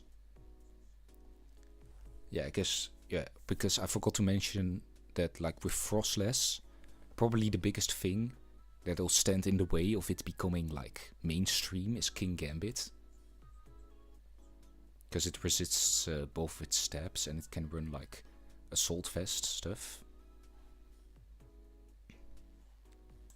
So yeah, I don't know. I don't think it has anything to really do against that. It doesn't really have fighting coverage or ground coverage for that matter. It can burn it, I guess. Still. So yeah. That's probably the reason, or that is the reason why I think Mega-Froslass will still ultimately be a niche threat in overused and not a mainstream one, despite its power. Because it'll just get pursuit trapped by King Gambit. But yeah, back to Scolipede. Yeah, I mean, I guess maybe I could also see you can use like poison jab here as the final move. Because this guy doesn't get reliable recovery as well. I don't think anyway. Rest? No. Yeah, no. I could maybe also see, but that maybe that's more of a gimmick. Yeah, maybe that's more of a maybe this is more of a gimmick, but I could also see maybe a double dance set working out, but then you run into an issue of, you know, like what offensive moves are you gonna run? Because, I mean, this guy gets Dig, but outside of that, it really doesn't have a way. Oh, it does get Earthquake, I was gonna say. It doesn't really have a way to stop Steel types, but alas. But then again, it's like you only have 2 moves, so what are you gonna run? Because you can choose from like Mega Horn, Poison Jab, Earthquake. I think those are probably the main ones. Iron Tail's kind of redundant. Because Earthquake already hits steel types or rock types, and it's already naturally resistant to fairy types. Like rocks, I guess it could run Rock Slide against like flying types, but yeah, I don't know. I feel like if you're gonna use a set like this, then you probably do want Poison Jab, and then either Mega Horn or Earthquake. Probably Earthquake. I don't know, because it seems like there's more Pokemon weak to Earthquake, or like not resistant to Earthquake in the current meta. Then there's Pokemon weak to Bug. Though I guess Bug does have its fair share of targets, like Ogerpon, Mega-Starmie. There's one more. I don't know. Let me see, what does Bug hit? Nothing much. Hatterene? No, that's... Fairy resists Bug, right? So Hatterene would be neutral. The Ladi twins, I guess. Ogerpon, I already mentioned. Hisui and Samurott. I guess the like normal slow bro and slow king. Tinglu. And that's kind of it. Yeah, compared to Earthquake, I feel like Earthquake is better value. So yeah, if you're gonna run a set like this, you'd probably want Earthquake and then Poison Jab. I don't know. I feel like this is that's still gonna be pretty gimmicky. So yeah, I guess that's my final verdict on Mega-Scolipede. Probably kind of a niche, like hazard setting tank, and like a gimmicky double dance guy. I guess it does have speed boost, and if it keeps speed boost, then you can maybe get rid of agility. Though for this one, though for like a bulky hazard setter, you might actually want to keep Poison Point. Especially since, you know, slow U-turns can be pretty valuable. So yeah, again, I guess we'll have to wait until it gets an ability. So yeah, that's my verdict on Mega-Scolipede. Mega-Scrafty, why is he so dripped out? He looks like he's like advertising for a clothing brand. I don't know. I don't know why my first thought was Adidas. They don't really make clothing. But I don't know. Yeah, Scrafty. I don't think I've ever really seen Scrafty. Oh, it's in NU. That's not as bad as I guess it could be. So yeah, it was more of a defensive Pokemon. Now it's still a defensive Pokemon, but it's just a better defensive Pokemon. It basically got boosts in every single stat, which is pretty cool. Got a lot stronger as well.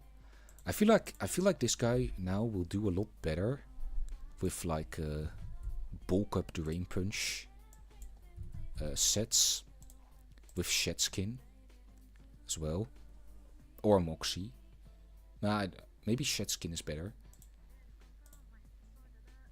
because like it has higher defenses, so it won't take as much damage, and with the higher attack stats, Drain Punch will recover more. So yeah, and then Knockoff. I feel like this guy definitely has the potential to be pretty annoying. But then again, it's still like brutally weak to fairy types. So yeah, I don't know. I feel similar to about this one. I feel similar about this one than I do. Which one was that? Yeah, I feel similar about this one than I do Mega-Excadrill, and I guess then Mega-Feraligatr. In that this Mega is really just a small upgrade in terms of power to the things it already normally does. Yeah, like, you know, no revolutionary changes.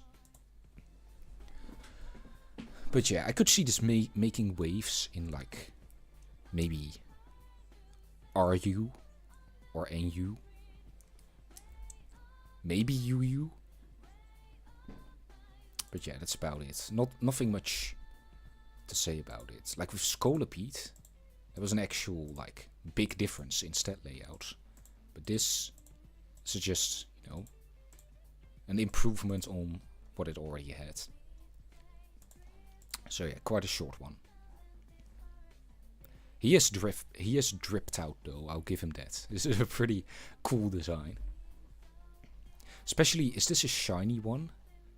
Because if it's purple, then it looks even better. Because I like purple. Right, Mega-Eelektross. I know I put it in like the thumbnail, but they really just gave Mega Evolutions to some of the most random Pokemon they could think of in this game. Like, you know, Victreebel, Scolipede, Scrafty, now Eelektross.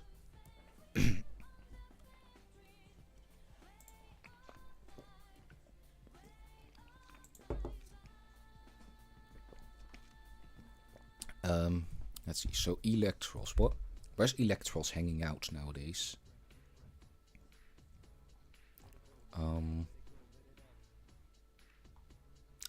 not seeing him. Am I spelling it wrong? Oh, he's hanging out in ZU. Alright. Alright, let's see. So, yeah, I don't know. It was kind of a mixed attacker before. I remember this thing having some pretty good coverage. And now it's become an even better mixed attacker. It's got a pretty significant speed boost as well. So I guess it's nice. Yeah, I remember this thing having some pretty good coverage. Gets U-turn as well, like close combat. It has a very colorful move pool. So yeah, and its design is interesting. I'm not really sure what it's meant to be. Sorry, bless me.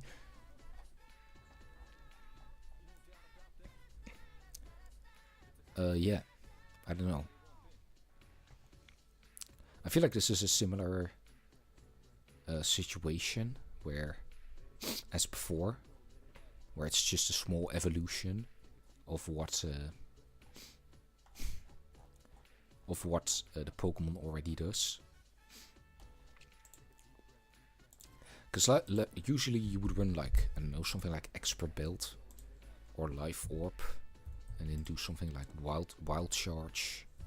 Maybe like, yeah, like I said, like a mixed attacker called Giga Drain as well.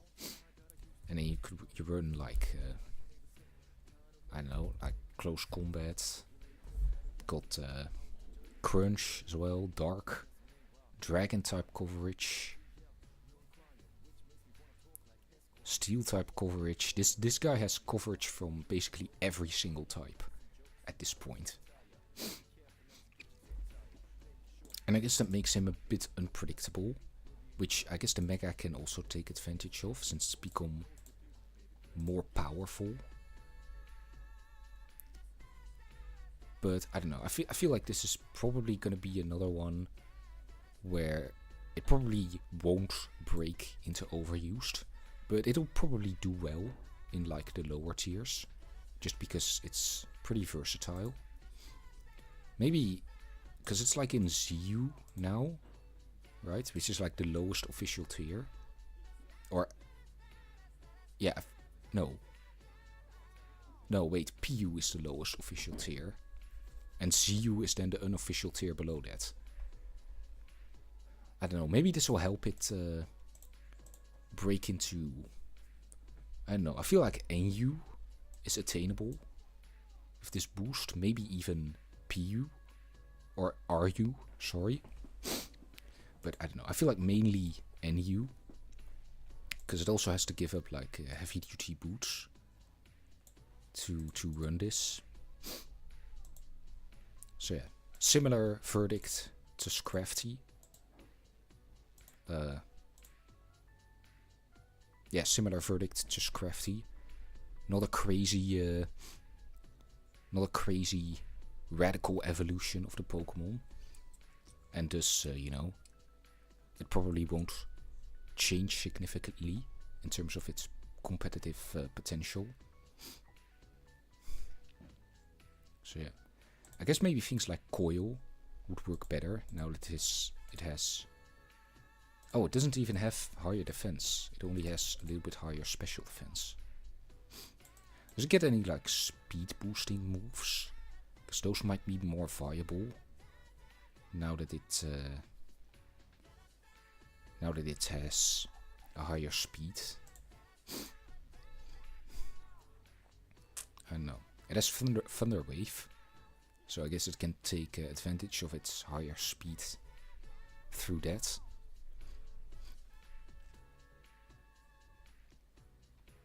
Yeah, I don't know. This guy's always been so weird. It doesn't really do... It does a lot of things, but it doesn't do any one thing exceptionally well. So I feel like that won't change with this one, barring, you know, a wildly different ability, for which we'll just have to wait and see. And I'm gonna need to make a new box to keep up. Now it's finally time.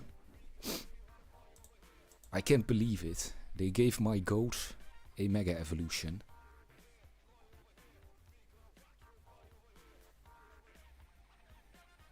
And it looks really cool.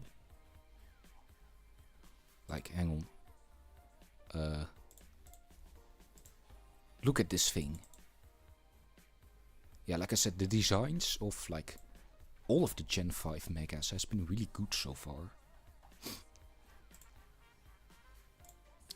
No, wait, we don't need a format. So Chandelure and then Mega-Chandelure.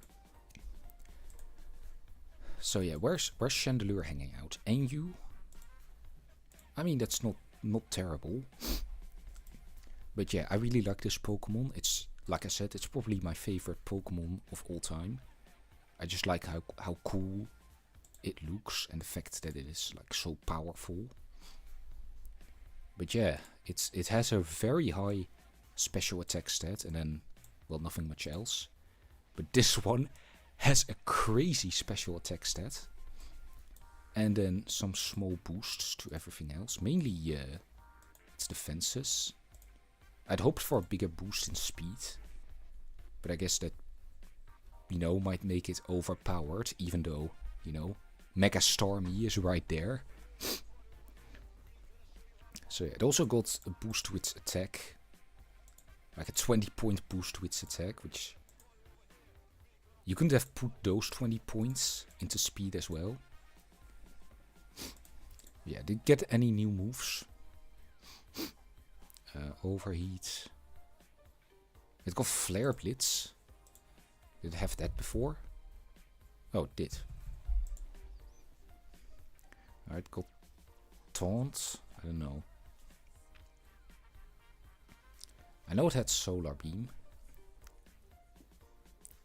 But for the rest, move pool seems pretty unchanged. So yeah, I don't know. I feel like this Mega maybe doesn't really do as much for Chandelure as I'd hoped. Like, again, it's another case where it's kind of just a small boost on top of what the Pokemon already does. So yeah, I guess in that sense it really does feel like they just gave a Mega to a random citizen, as the thumbnail proposes. But yeah, I mean, Chandelure, you would usually just see it. I tried to use it a couple of times in national decks, and I basically only used like choice specs and choice scarf, and then maybe like, I don't know, flame wheel every once in a while, or like flame charge to boost its speed. And then what do you use with that again? With flame charge? I know, probably not life orb, but oh yeah, boots. Probably. So, and then like flamethrower, then shadow ball, and maybe something like, I don't know, fire blast, something like that.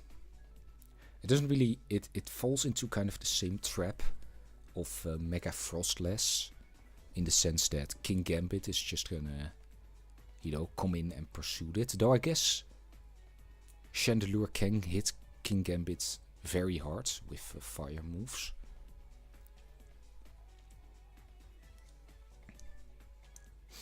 So yeah, I guess there's that. Yeah. Yeah, and I don't know. I guess yeah, this guy's coverage also isn't that great. It does have Energy Ball for water types, so that's pretty nice. But yeah, whenever I try to use Chandelure in national decks, I feel like whenever most people try to use Chandelure in national decks, it's either an all-out attacker with choice specs or choice scarf, or, well, this, like flame charge. It does get Calm Mind, but it's like way too frail, and its typing is way too like riddled with defensive weaknesses to really take advantage of that. I mean, its defenses are better in its mega form, so like Calm Mind stuff is probably more feasible. I think it gets yeah,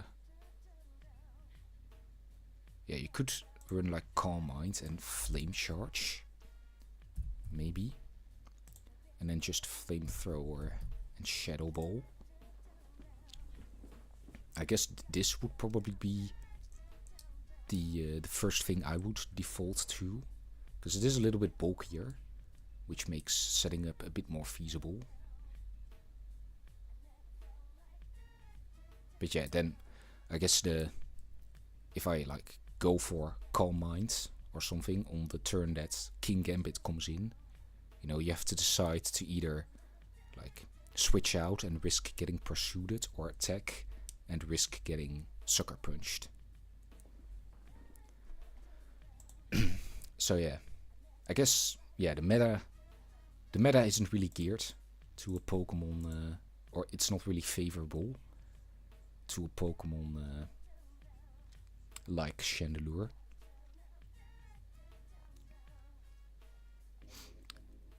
With like other ghost and dark types being so strong. I do appreciate it getting a Mega though. I do want to see yeah, I do want to see the damage calculator really quick versus King Gambit. Chandelure, blank set. So 60.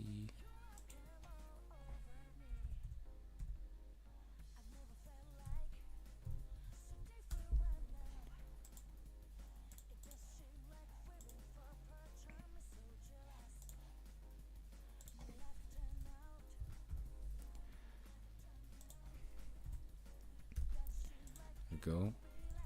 Then 10 over here.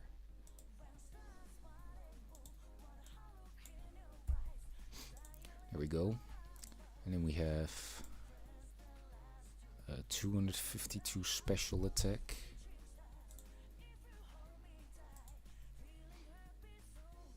And 252 here. And then probably there we go. I probably want 4 into physical defense.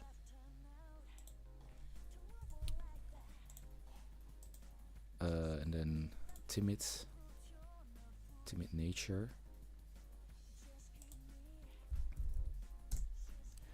There we go. So then we have flame. It's just like flamethrower and like fire blast against King Gambit, National Dex offensive utility. There we go. Oh, this is with leftovers. All right. So it actually knocks it out, even without a boost, which is pretty crazy. And yeah, Sucker Punch does have a chance to knock it out. It's guarantee after the slightest chip. Pursuit. If it like yeah, if it switches out, you're dead. If you sucker punch after the slightest chip, it's dead. So yeah, I guess in that regard, the extra defenses don't really do that much for it. And also, this is also, you know, only base King Gambit with no Supreme Overlord. You know, with 5, yeah, you're not surviving any of this, of that. Honestly, you might even die to just regular Pursuit. Okay, not quite yet, but if you give this guy like an Assault Vest, yeah, if you give him an Assault Vest, it survives base Flamethrower. Though if you use like Calm Mind, if you use Calm Mind, after 1 boost you can knock him out. But again, then you come down to you know, Sucker Punch versus Pursuit, things like that. So yeah, I think, I don't know, I'm hoping it makes a splash in the meta, but I think that's just wishful thinking. I think this might be a decent lower tier threat, especially with like this boosting setup. Probably more so in non-national Dex formats, because there's no Pursuit there. So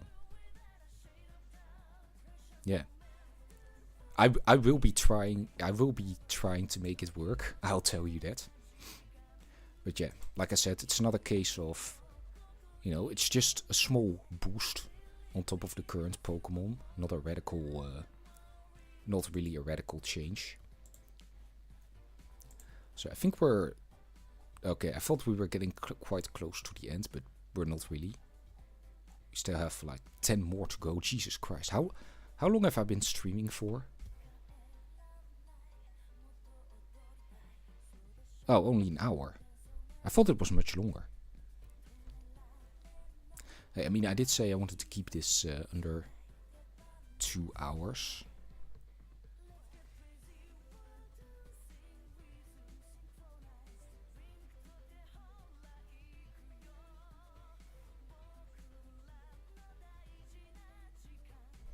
Right. Okie dokie. Okay, so now we get to the Gen 6 starters that all got Megas. First we have Mega-Chestnaught. I think I can count the number of times I've fought a Chestnaught on one hand. Like, I don't know. I just know it like does like Leech Seed. It has like spiky shield. It does have spikes as well, which is kind of nice. It can also do like bulk up, drain punch stuff. But I don't know, where is it? It's an RU. Honestly, that's higher than I expected from it. And then let's see, stats comparison. Whoa. Okay, that defense and special defense are kind of crazy. Of course, its typing really isn't the best defensively, because like you're really weak to flying, you're weak to fairy, you're weak to like ice, You're weak to a whole bunch of like common offensive types. But these stats are still pretty cool.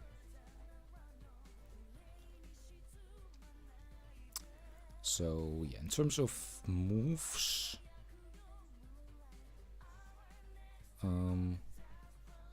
oh, what is this? Gets Earthquake. Did it get that before? Oh, it did. Alright. I don't know what this is referring to, but yeah, I don't know. It seems like there is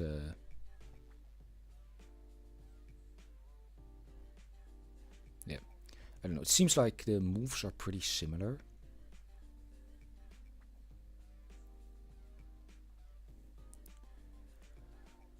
But yeah, no, this guy's move pool is actually pretty deep. But yeah, I mean,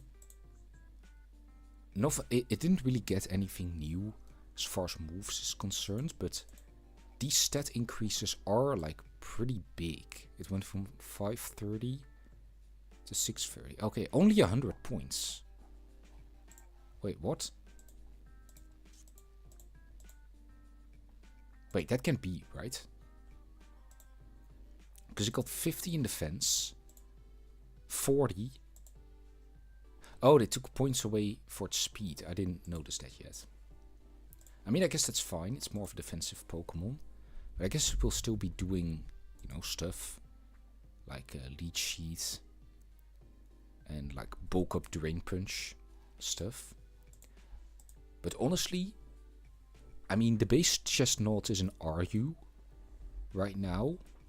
So I think with like stat upgrades that are this significant, I feel like it's probably gonna be good in UU, at least.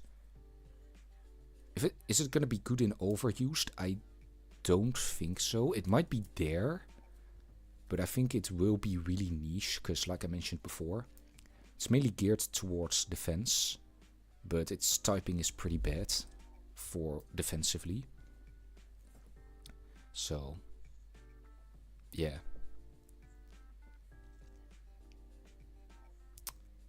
And yeah, I think that's it.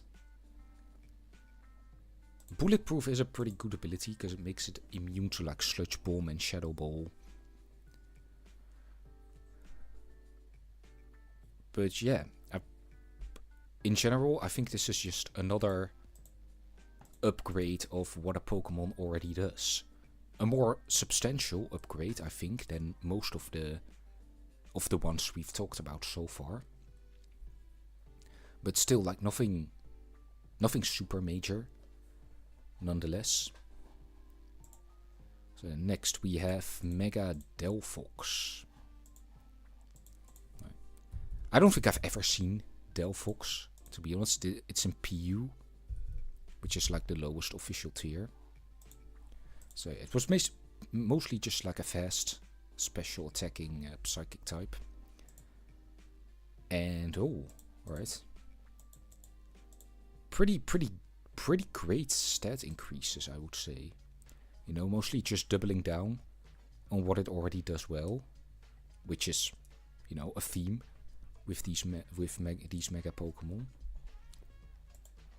But yeah, in particular, the huge upgrade to special attack, also a pretty good boost to special defense, and a very nice boost to speed. Yeah, I think this thing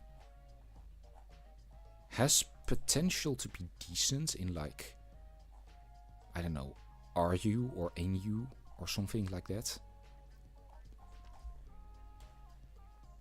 I know it has like Focus Blast, Dazzling Gleam. It has both Calm Mind and Nasty Plot, I believe.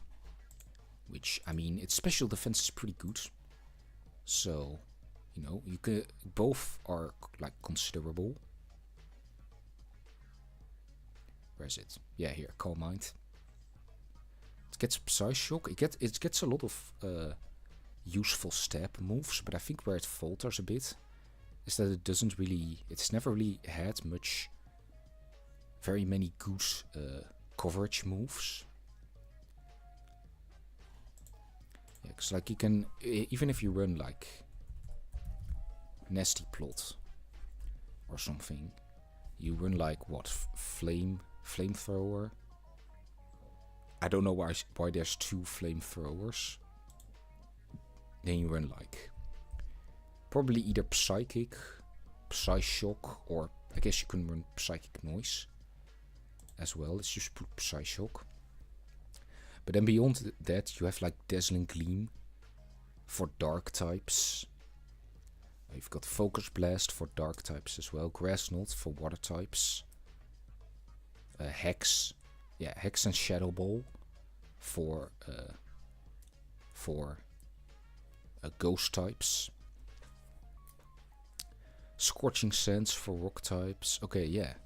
This guy, this Delphox actually doesn't have coverage, or doesn't have that bad of coverage.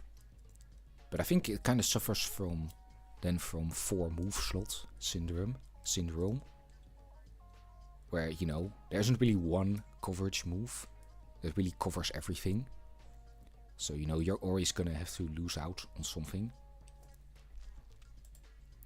And I guess this Mega does make it stronger. So, you know, it can potentially muzzle past things that it won't otherwise.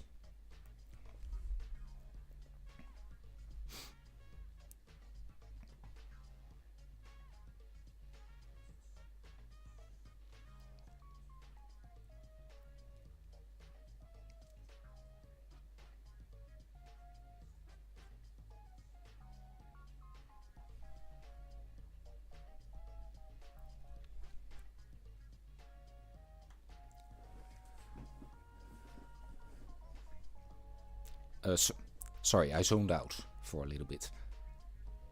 Yeah, I guess it does have stored power. Does it have like a way to like boost its speed? Not really. It does have Wish, which is interesting. I don't know. I don't know if people were using like... Why was I gonna say Assault Vest? You can't use Assault Vest with Wish, alright. But yeah, I guess maybe you can use this on like Psychic terrain teams with Expanding Force.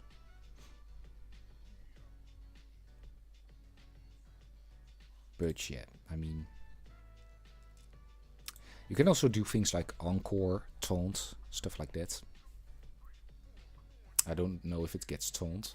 I don't see Taunt, but... never mind.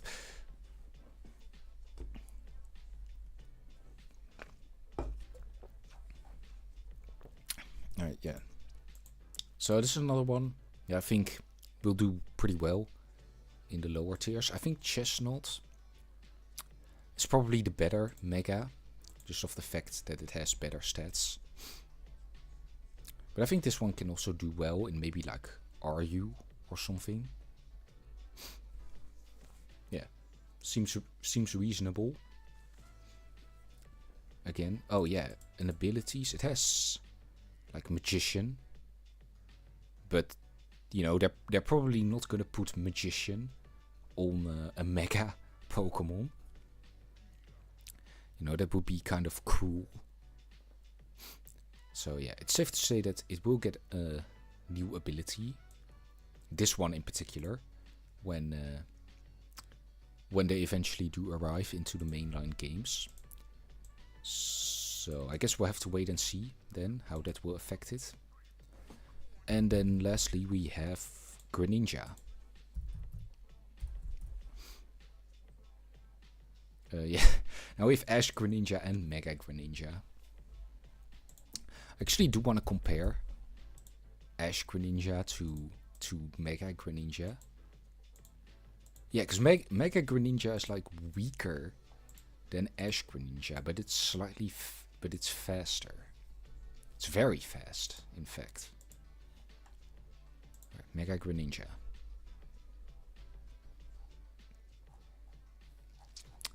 Get any new moves? Blizzard, did I have that before? It did. Alright, yeah, it doesn't seem like there's many move changes. You know, except for Pokemon that change types. But yeah, I don't know. Greninja has always been a pretty versatile Pokemon. And this Mega basically boosts all of its stats.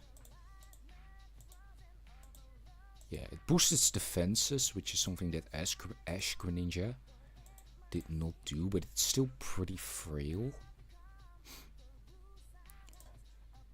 So yeah, I don't know. I feel like people might just start using this as like a,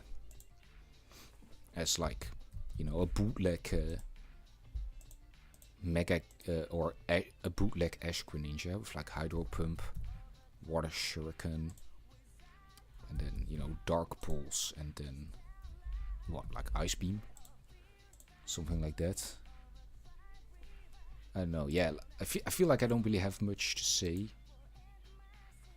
for this guy, given that, you know, Ash-Greninja is basically this, except yeah, except I would say a little bit worse, because this one is not as strong, and I feel like the speed change doesn't really matter, since Ash-Greninja is already so fast. But I could be wrong on that. I'm honestly not sure.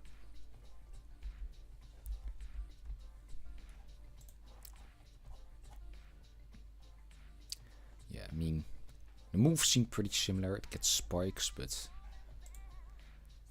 unless this gets like a really, you know, specific ability, you probably just want to spec into offense. You know, if you want to set spikes or toxic spikes, you're better off using normal Greninja. U-turn as well. Yeah, like I said, I feel like this is just going to be the new Ash-Greninja. Rain teams might have good use for it. You know, just like Ash-Greninja. It's like, it's much weaker than Ash-Greninja, though I'm not sure. Maybe, I don't know. There's a lot of megas that I feel like rain teams will have to consider now, because you have like Mega-Dragonite with its mega powerful Hurricane. Then you have, like, you know, the old standard Mega-Swampert, and then this, which is basically Ash-Greninja, which already did well on rain teams. So yeah, I guess that's my verdict. Where's Greninja at right now? It's in UU. I feel like just because of like the Ash-Greninja syndrome, this might bump it back up to OU. But I'm not really sure if it'll last. Because like I said before, this thing is worse than Ash-Greninja, I would say. You know, barring the ability. Honestly, if it keeps Protean, that'd be perfectly fine. But I'd like it to receive another ability. Just because I feel like Protean, Protean, protein, like what's in your food, Protean. I can't pronounce them differently. Hang on.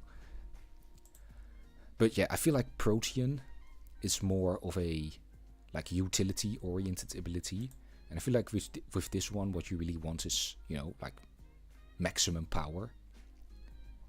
So yeah, this is another ability that will probably get changed, or like the Mega will be given a new ability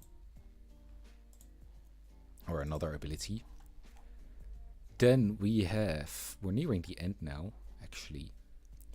Now we have all the Gen 6 Pokemon. So Mega Pyroar. This is another one that I haven't seen yet, but I've heard talk of. So normal Pyroar, like straight up sucks. I'm sorry, but I mean, the stat spread kind of says it all. It's fire normal type, which is kind of meh. But I don't know. Let's compare the stats. Oh. Oh no. Wait, these stat upgrades are kind of very meager. Wait, what did it have before? It had 507 before. It had 607 before. 607 now. That's more than the average pseudo legendary. Where are all these stat points going? Because I'm not really seeing it reflected. I guess it's like balanced, but on the other hand, this thing doesn't really take much advantage of it. Like, being balanced is kind of a bad thing for this guy. Like, you would hope, you know, why couldn't this guy get the Mega-Starmie treatment? Yeah, I don't know. I don't know what to say. I think this might be the worst Mega we've encountered so far, barring maybe Meganium. Yeah, I don't know. I don't even really know what to say. I guess it gets Trailblaze, which is kind of cool. It gets Moxie, but it's already more of a special attacker. So I think it's safe to say that that ability, that the Mega will maybe get, this one will probably get, this Mega will probably get a unique or like another ability when it Mega evolves. Because, like, honestly, having a Mega Pokemon stuck with rivalry would be so horrible. And, like, especially if it's Pyroar. Because, like, this stat spread is already not that impressive. So, yeah, I guess that's my verdict on this one. Straight into the trash bin. I think I genuinely don't think this thing is making it past like NU as a Mega, which is very sad. What was like the worst Mega up until now? I feel like it was like Audino, right? Or like Camerupt or Glalie, something like that.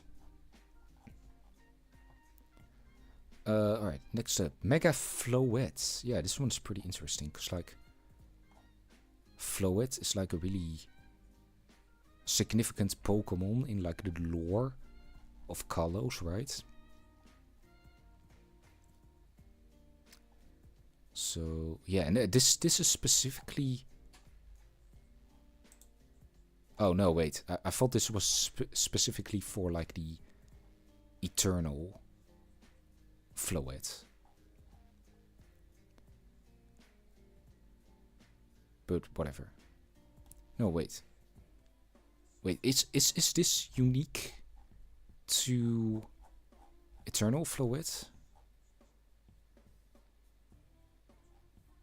I don't know. I'm getting some conflicting information here. Whatever. So, Floette. Yeah, they gave a not. It's pretty interesting that they gave a not fully evolved Pokemon a Mega Evolution. So, whoa. Alright, this might actually be the biggest glow up, because like. Okay, well, the Eternal Flower has. Yeah, I feel like this has to be specific to the Eternal one, right?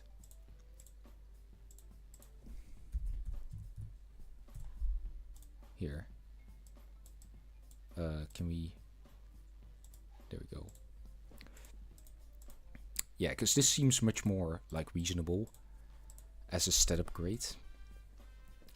So I don't know, what does this guy even do in competitive? Has this guy even ever been used in competitive? Because I think the Eternal form is like an event Pokemon, so it was probably like not allowed.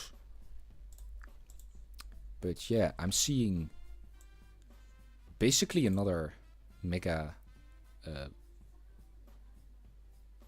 Mega-Delphox. That I lost the name there. So yeah, I don't know. What's its moveset look like? I'm so unfamiliar with this Pokemon. Gets Metronome, so that's nice. Dazzling Gleam, Psychic, Giga Drain, Light of Ruin. Oh, whoa, whoa, whoa, whoa, whoa, whoa, hey, hey, hey.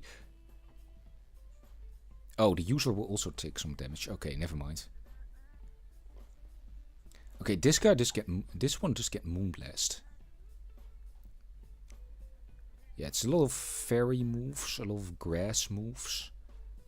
Some psychic type moves. Not a very diverse move pool in terms of type.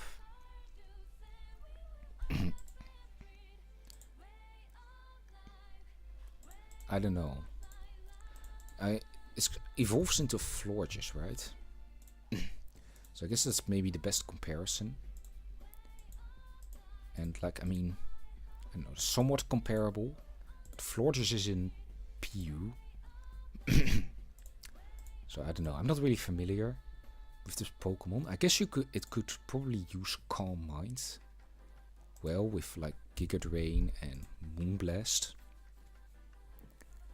And then for the rest, maybe, I don't know, Substitute, Wish. Probably not Wish. I don't know, it seems like bad synergy. Yeah, I don't know, maybe like Substitute. Fortunately, it doesn't have really any good coverage to hit like Steel types. So I don't know, I would see this doing well in NU, maybe RU. But not much more. I don't think this one will be very significant. Yeah. I don't know. What's this like Light of Ruin move? I've never heard of it.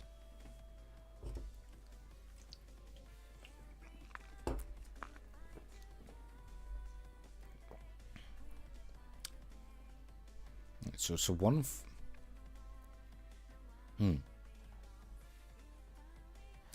Yeah, because can this one use Light of Ruin? Because if the Mega form can, that actually might form a pretty good synergy. Because you can have like Light of Ruin that, you know, does huge amounts of damage to the target, but also inflicts damage on you. But then with Giga Drain, you can maybe heal that off. So yeah, I don't know. If it does get Light of Ruin, I could see this maybe carving out, maybe being a somewhat like niche threat, even in OU, but probably being more of like an RU mainstay.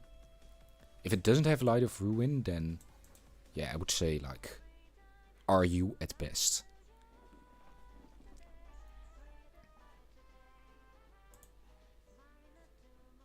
Yeah. Alright, so we're coming down, I think, to the last couple. Jesus, there's still, never mind, there's still a lot. Mega-Malamar. This was another one that was shown off beforehand. Where's Malamar regular currently hanging out? ZU? Oh, not great. Mega-Malamar. So yeah, this guy just like uses Contrary and like Superpower.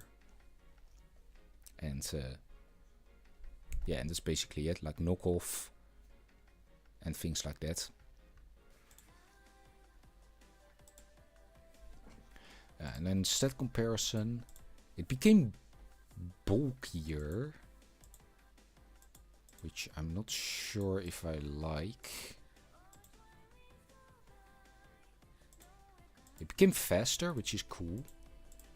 It received a larger boost in special attack than it did in attack. Did it get Psycho boost, or otherwise what's the point of this? It got close combat. You know what? Yo, if it gets contrary... Yeah, is that a new move? Yeah, it's a new move. If it keeps contrary, then close combat might actually be an interesting move. Because it became, like, bulkier. So that's pretty interesting. We got Nasty Plot, which is cool. I mean, it has Infiltrator and like Suction Cups, but that's... I don't think this is gonna be very relevant.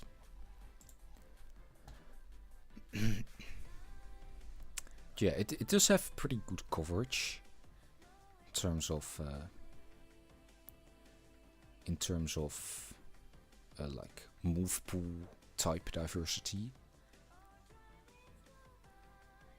That's Topsy Turvy, which is like one of the funniest moves in existence.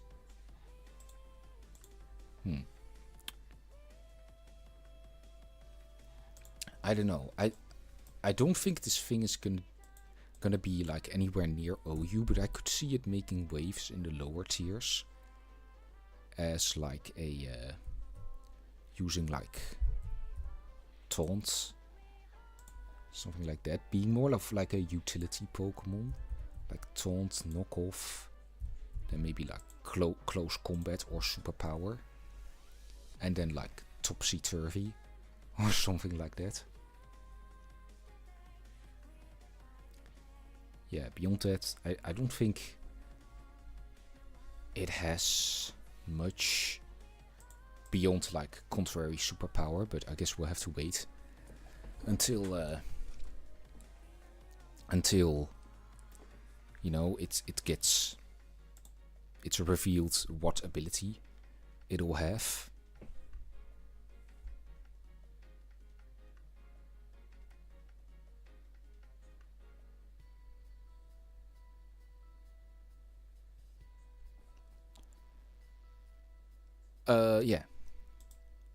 Yeah, so that's my verdict.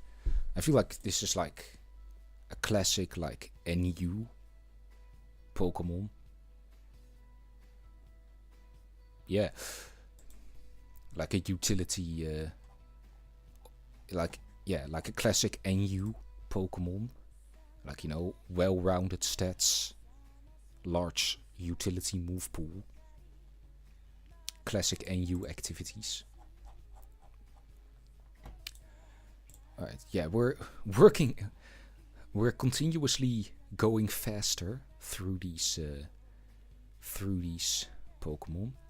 So now we have Mega-Barbaracle, another one that I heard whispers about before. So I don't know, this guy basically just does Shell Smash stuff with like it has like this move, right, that Samurott has as well. Or is that true? Or am I capping? I don't know. I guess we can look at its move pool. Just still get Shell Smash.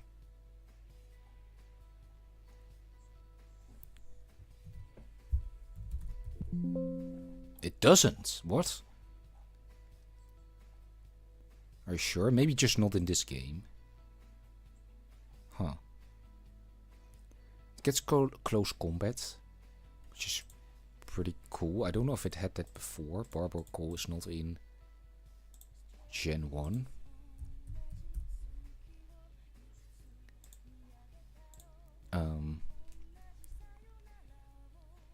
Let's see, did it get close combat before? It didn't. Ooh, it now has fighting coverage.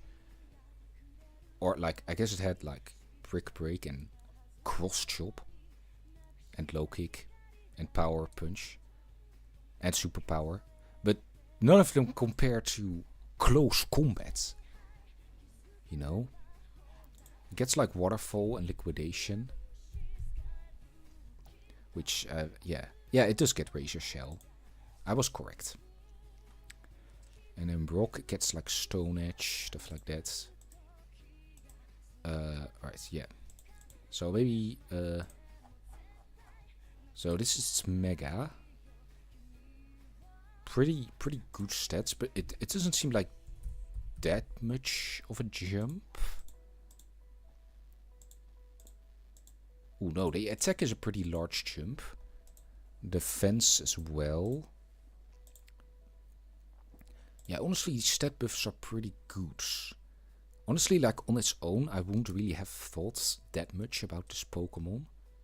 But the fact that it may get like Shell Smash is pretty good. Oh, and it transforms from water into rock fighting.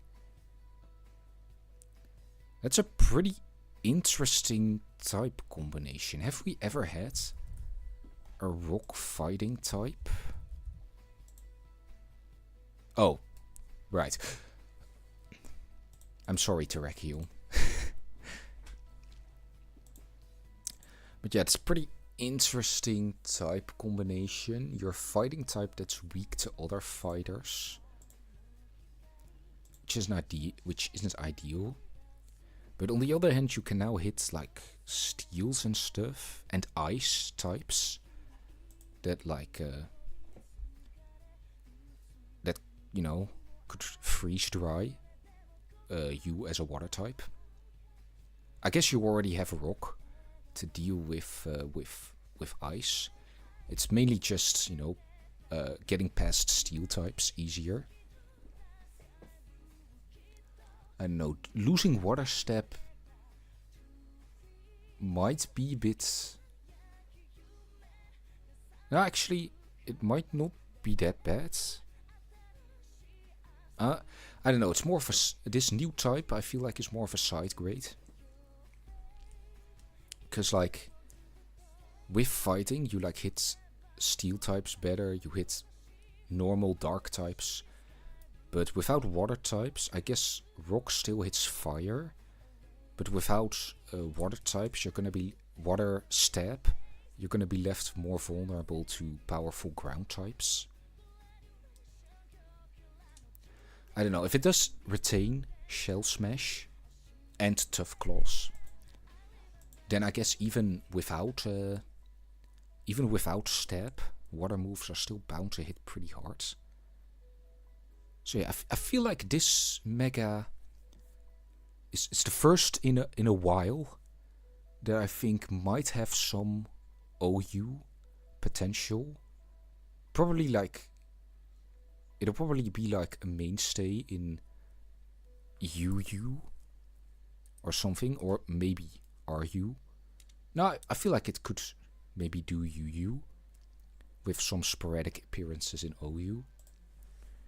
You know, just have Shell Smash, then what, probably like Liquidation, Stone Edge, and Close Combat. It's a pretty powerful combination, and Speed Boost is nice as well, because now it can probably outspeed more Pokemon. Is Barbaracle on here? It's not. Alright, it was not significant enough to be considered, unfortunately. But yeah, I believe this one has potential. Like I said, first Mega in a little bit that I believe has some OU potential. Alright. Next one.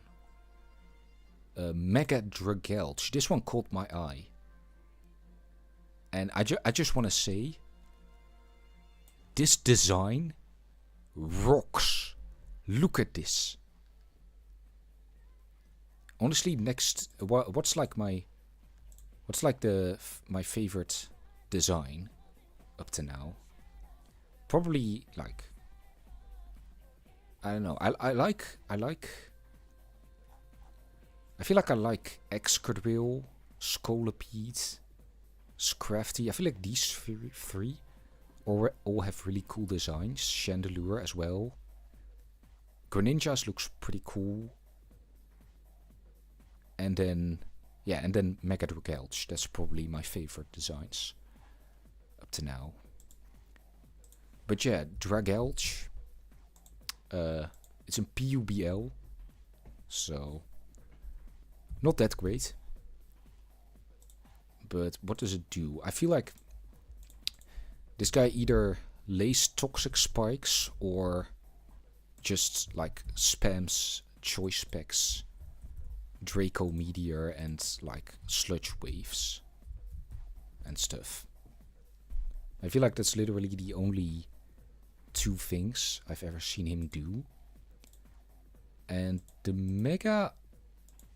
Ooh, honestly, these are some pretty beefy stat buffs,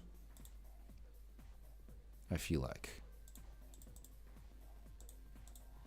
Yeah, because it has adaptability as well, which honestly is a really good...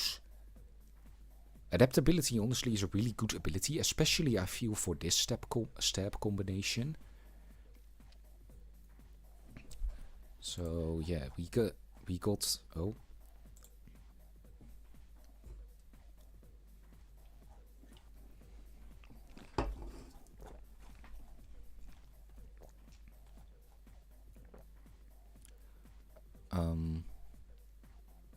Yeah, because it went from 5. Oh, wait, what? Its base stat total is actually pretty low for Mega, which is interesting. But I feel like its stats are still distributed pretty well. It has a big special defense stat, so I feel like if you want to run things like acid armor or something, and like toxic, and just try to stall people out, I feel like that's actually like somewhat reasonable. Now let's look at the move pool. Yeah, I feel like all of this is pretty standard. This is another one that has some pretty out there but useful coverage.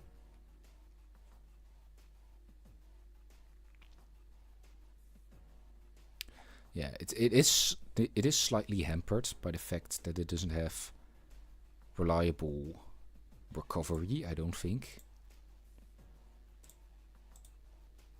Yeah, no, it just has rest. So yeah, but I feel like a defensive guy with like acid armor, toxic, maybe toxic spikes, and then like dragon tail or something like that. And for the last move, I don't know, you could run utility like haze.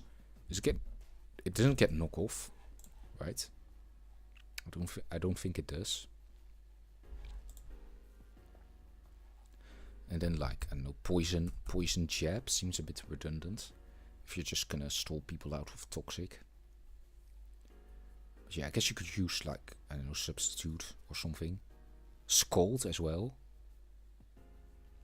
to make it even harder to break through. Yeah, this could be a pretty annoying Pokemon to fight. Maybe not in OU, probably not in OU, but maybe in like RU or something.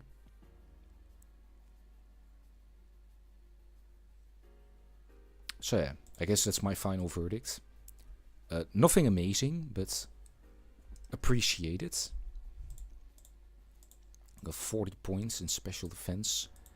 Became more powerful. Yeah, actually, no, it's 25 points in special attack.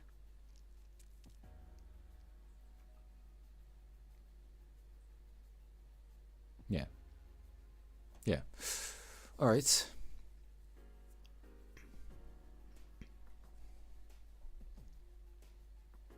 Yeah, I guess that's my final verdict on it. Solid, like, I don't know, RU threat, maybe. Then we have Mega-Hawlucha next.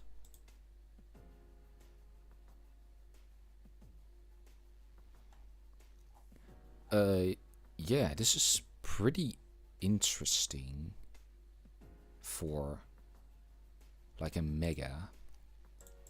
Because like Hawlucha's entire being is basically just, oh, consume item. And that's it. Consume item and sweep. It's an RUBL right now. But I feel like I still see it quite often in national decks. Probably because there it has the Tapus.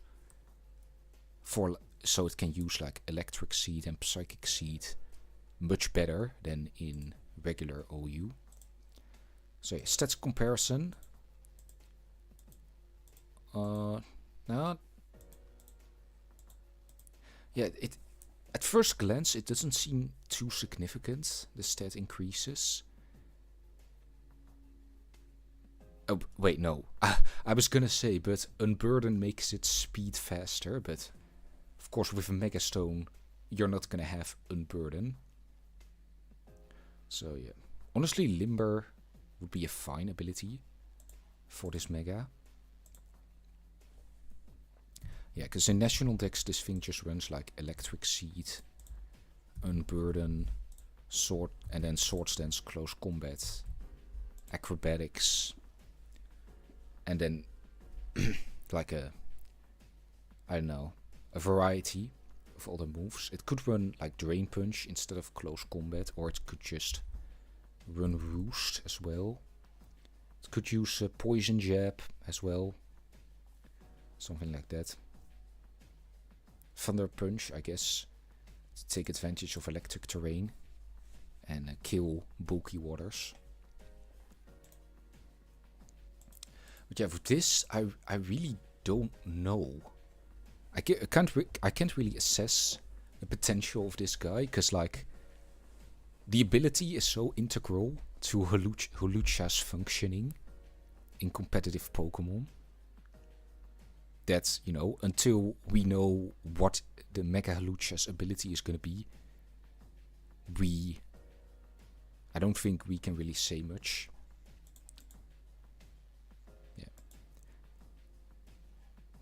Yeah, I know. I feel like whatever ability they're gonna give it, it's gonna be a side grade, with this one being the more like explosive offensive type, and this one maybe being a little more defensive. Yeah, maybe this one can better take advantage of like bulk up Drain Punch stuff and actually use like Brave Birds. Since, you know, it doesn't have Unburden. So yeah, that's my final verdict on that. Pending in limbo. Alright, we're coming down to the final few. Next up, Mega-Zygarde. I caught a small glimpse of this, and I thought, there's no way this is real. Because like, Zygarde itself is already like a freak of nature, stat-wise. There you go, Zygarde Mega. So obviously this is gonna be like in Ubers. But what this guy used to do, I remember I played Ubers a few times, and I would just always be like, Dragon Dance, then 1000 arrows, right? Then substitute, and then like dragon tail. That's always what I used to do. And like, because it's so freaking bulky, it can like survive ice beams from like Ubers. Or some Ubers, at least. And because you like could get down to half health and regenerate, it was like, this thing is really difficult to kill, is what it comes down to. So let's see how the Mega takes it. Do you see this? You see this? 216 base special attack. Like, is like at what point do you think is there a need for a tier above anything goes? It got faster as well. Oh my god. I felt like, yeah, obviously it got points taken away from its attack, its defense, and its special defense. So it's more of a glass cannon, the Mega. But I don't really feel like that matters, because you still start the battle as this guy. Like, you know, you can make that trade-off at any point in the game. Like, if this was a normal Pokemon, I would just be like, okay, it's just, you know, Deoxys attack.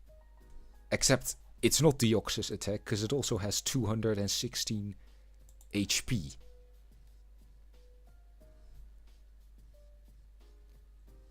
Because, like, so its defenses being lowered essentially doesn't matter.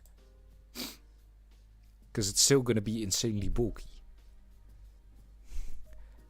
Like, it might be like hyperbolic or like,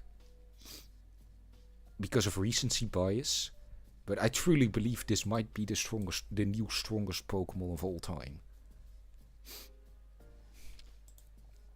Because, like, what special moves does the Zygarde get? It gets a new move. Yeah, it gets a new move. The user attacks by Nihil Light. Dragon type, 200 base power. It bypasses Fairy's immunity. And ignores like defense boosts. And stuff like that. And then have Core Enforcer. What is Core Enforcer? Oh, that's a move, right? Yeah, that's a move that Zygarde has. And I'm gonna go back to Gen 8. Zygarde. Complete. Yeah, because like Core Enforcer... yeah. I never really saw people run this, but I guess... that's because Zygarde was always run more as a tank or like a long-term setup sweeper, and this move isn't really geared to that. But now you have just a 200 base power dragon type move that fairy types aren't immune to, and that you can just unleash at any time.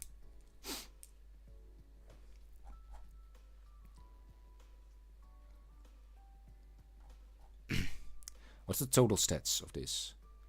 Complete form.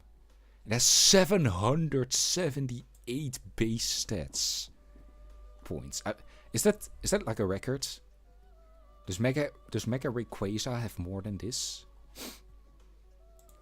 Hang on, Pokemon Mega Ray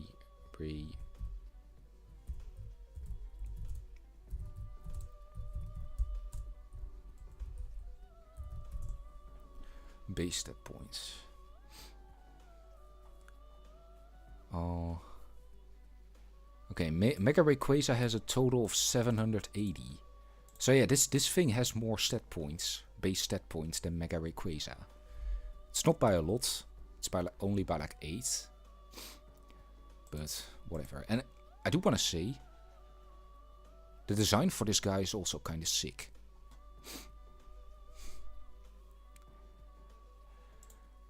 But yeah, I don't know. What's there to say? I don't think... honestly, if there's one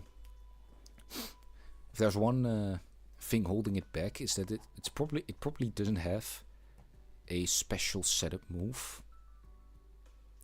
That's literally the only thing that doesn't have. But I mean, come on. Whoa, what was that?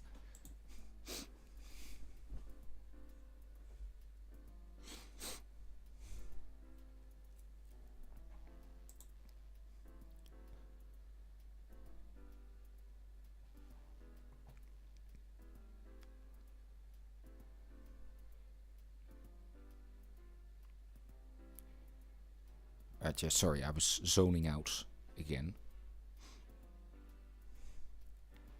But yeah, I don't know, like, what is there really to say about this? I guess it doesn't, what does it have in terms of like, special moves?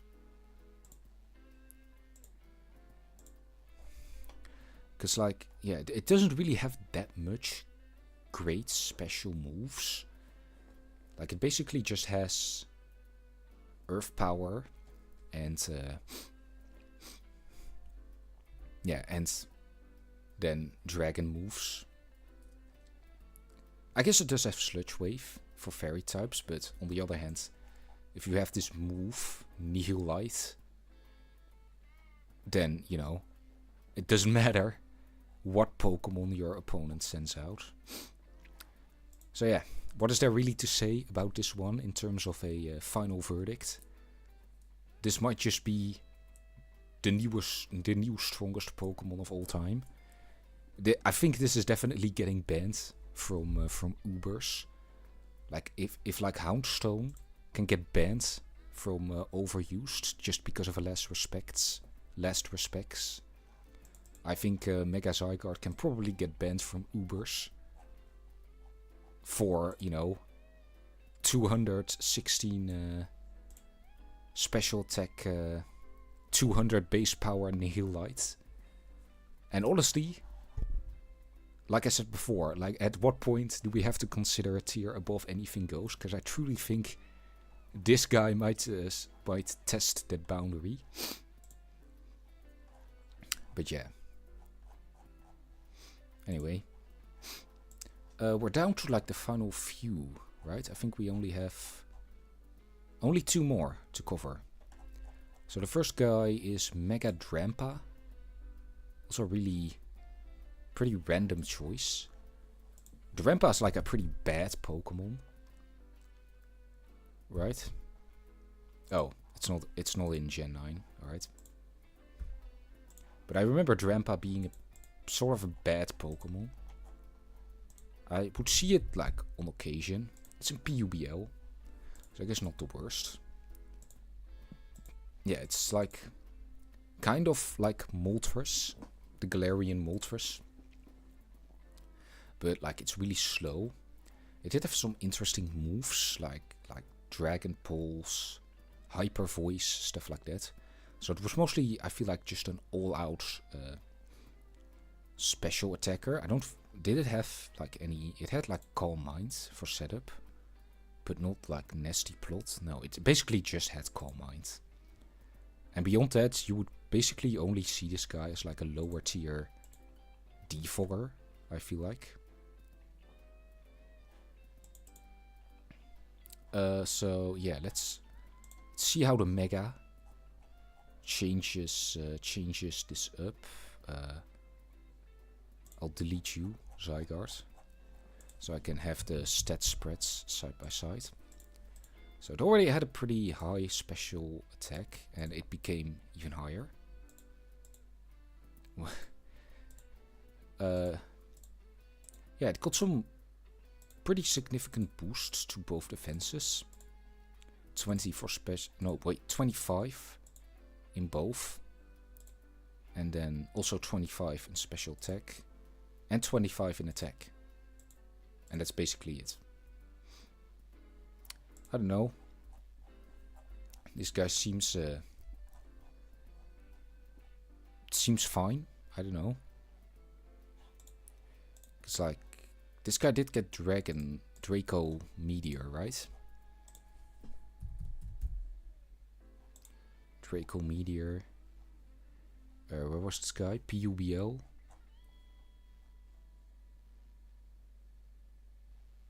Yeah, here. It does get Draco Meteor. So I guess like 160 base power or special attack Draco Meteor would hit hard. But, you know.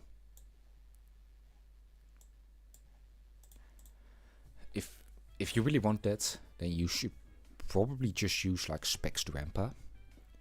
I don't know. I don't really know what this Mega will do for this Pokemon. What really the point of this Mega is. You know, ability notwithstanding. But honestly, Berserk and Sap Sipper are already fine abilities. Berserk is probably the better of the two. So yeah, I don't really know how they could give it a stronger ability. But I guess we'll see. So yeah, final verdict. Kind of underwhelmed.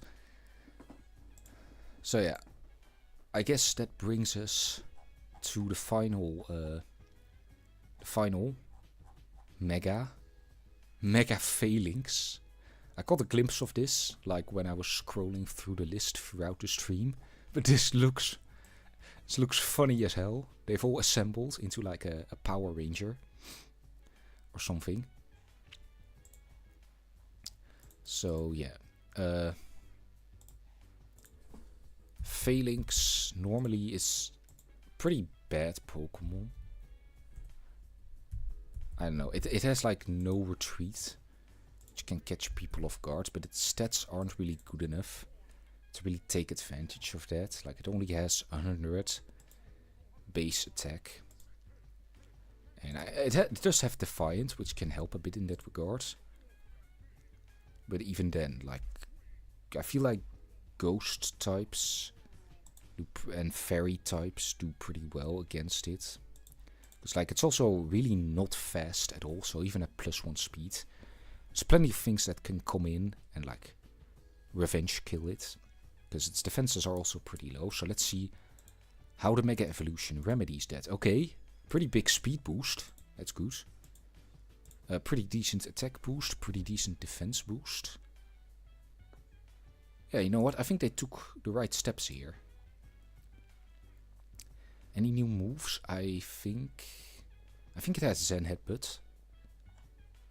I think it had Mega Horn as well, so I think this is kind of the same.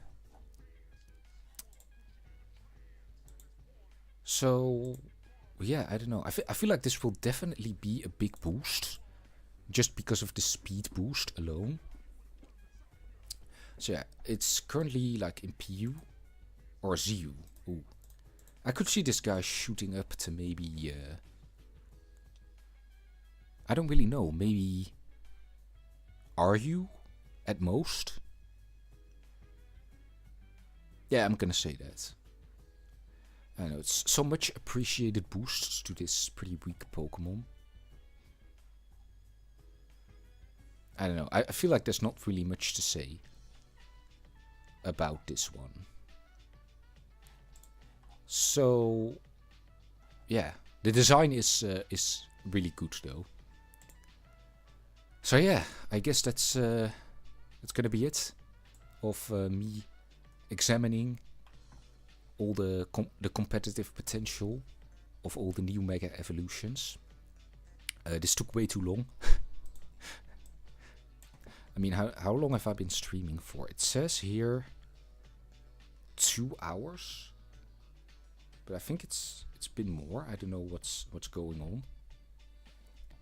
Did like a portion get deleted or something?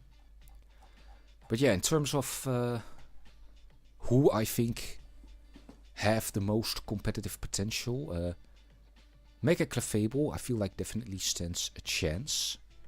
Mostly just because its base form is already pretty good. So yeah, I did say that the flying type may be more of a hindrance than a help. So I don't know, we could end up with like a Mega Garchomp situation where this thing is only like overused or in a tier by technicality and its Mega Evolution is worse. Mega-Starmie definitely will do well. I don't know why they gave so much more boosts to this thing compared to everything else. This thing might get banned, honestly. Mega-Dragonite might do situationally well. Like I said, on rain teams, just based on its absurdly powerful Hurricane. Yeah, Mega-Skarmory, I'm actually pretty interested to see how it will do. I think it has a decent shot of being OU viable.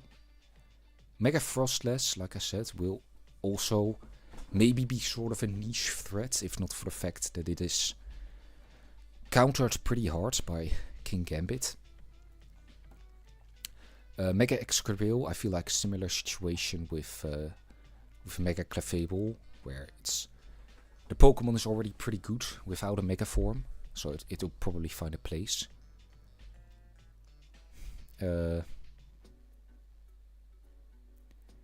Yeah, same for Mega-Greninja. Yeah, Mega-Barbaracle, I feel like actually maybe stands a chance for some sporadic appearances in Overused, with its, new fighting typing and, just stat boosts. Mega-Hawlucha, I feel like is entirely dependent on its ability, whether it will do well. Mega-Zygarde's gonna get banned from Ubers, and I feel like that's it for the Pokemon I feel will have any shot at being viable in Overused. So if you're watching this stream back in the future, make sure to comment whether I was right about the things I said in this video. But yeah, honestly, after Gen 9, like Scarlet and Violet, came with insane power creep. I feel like most of these guys are actually pretty underwhelming, stat-wise, at least. Like I said, it's gonna depend on the abilities, whether or not most of these guys will be good. But yeah, I think that's all in terms of this stream. Yeah, but yeah, like I said, I feel like that's gonna be all in terms of this stream. So yeah, it'll probably be a while before we'll actually play with these Pokemon. But yeah, leave your own thoughts in the comments below, I guess. And yeah, I guess that's it. I'm gonna go now. Thank you for watching the stream, and hope to see you all in a good mood in the next whatever stream, video. I don't even know at this point.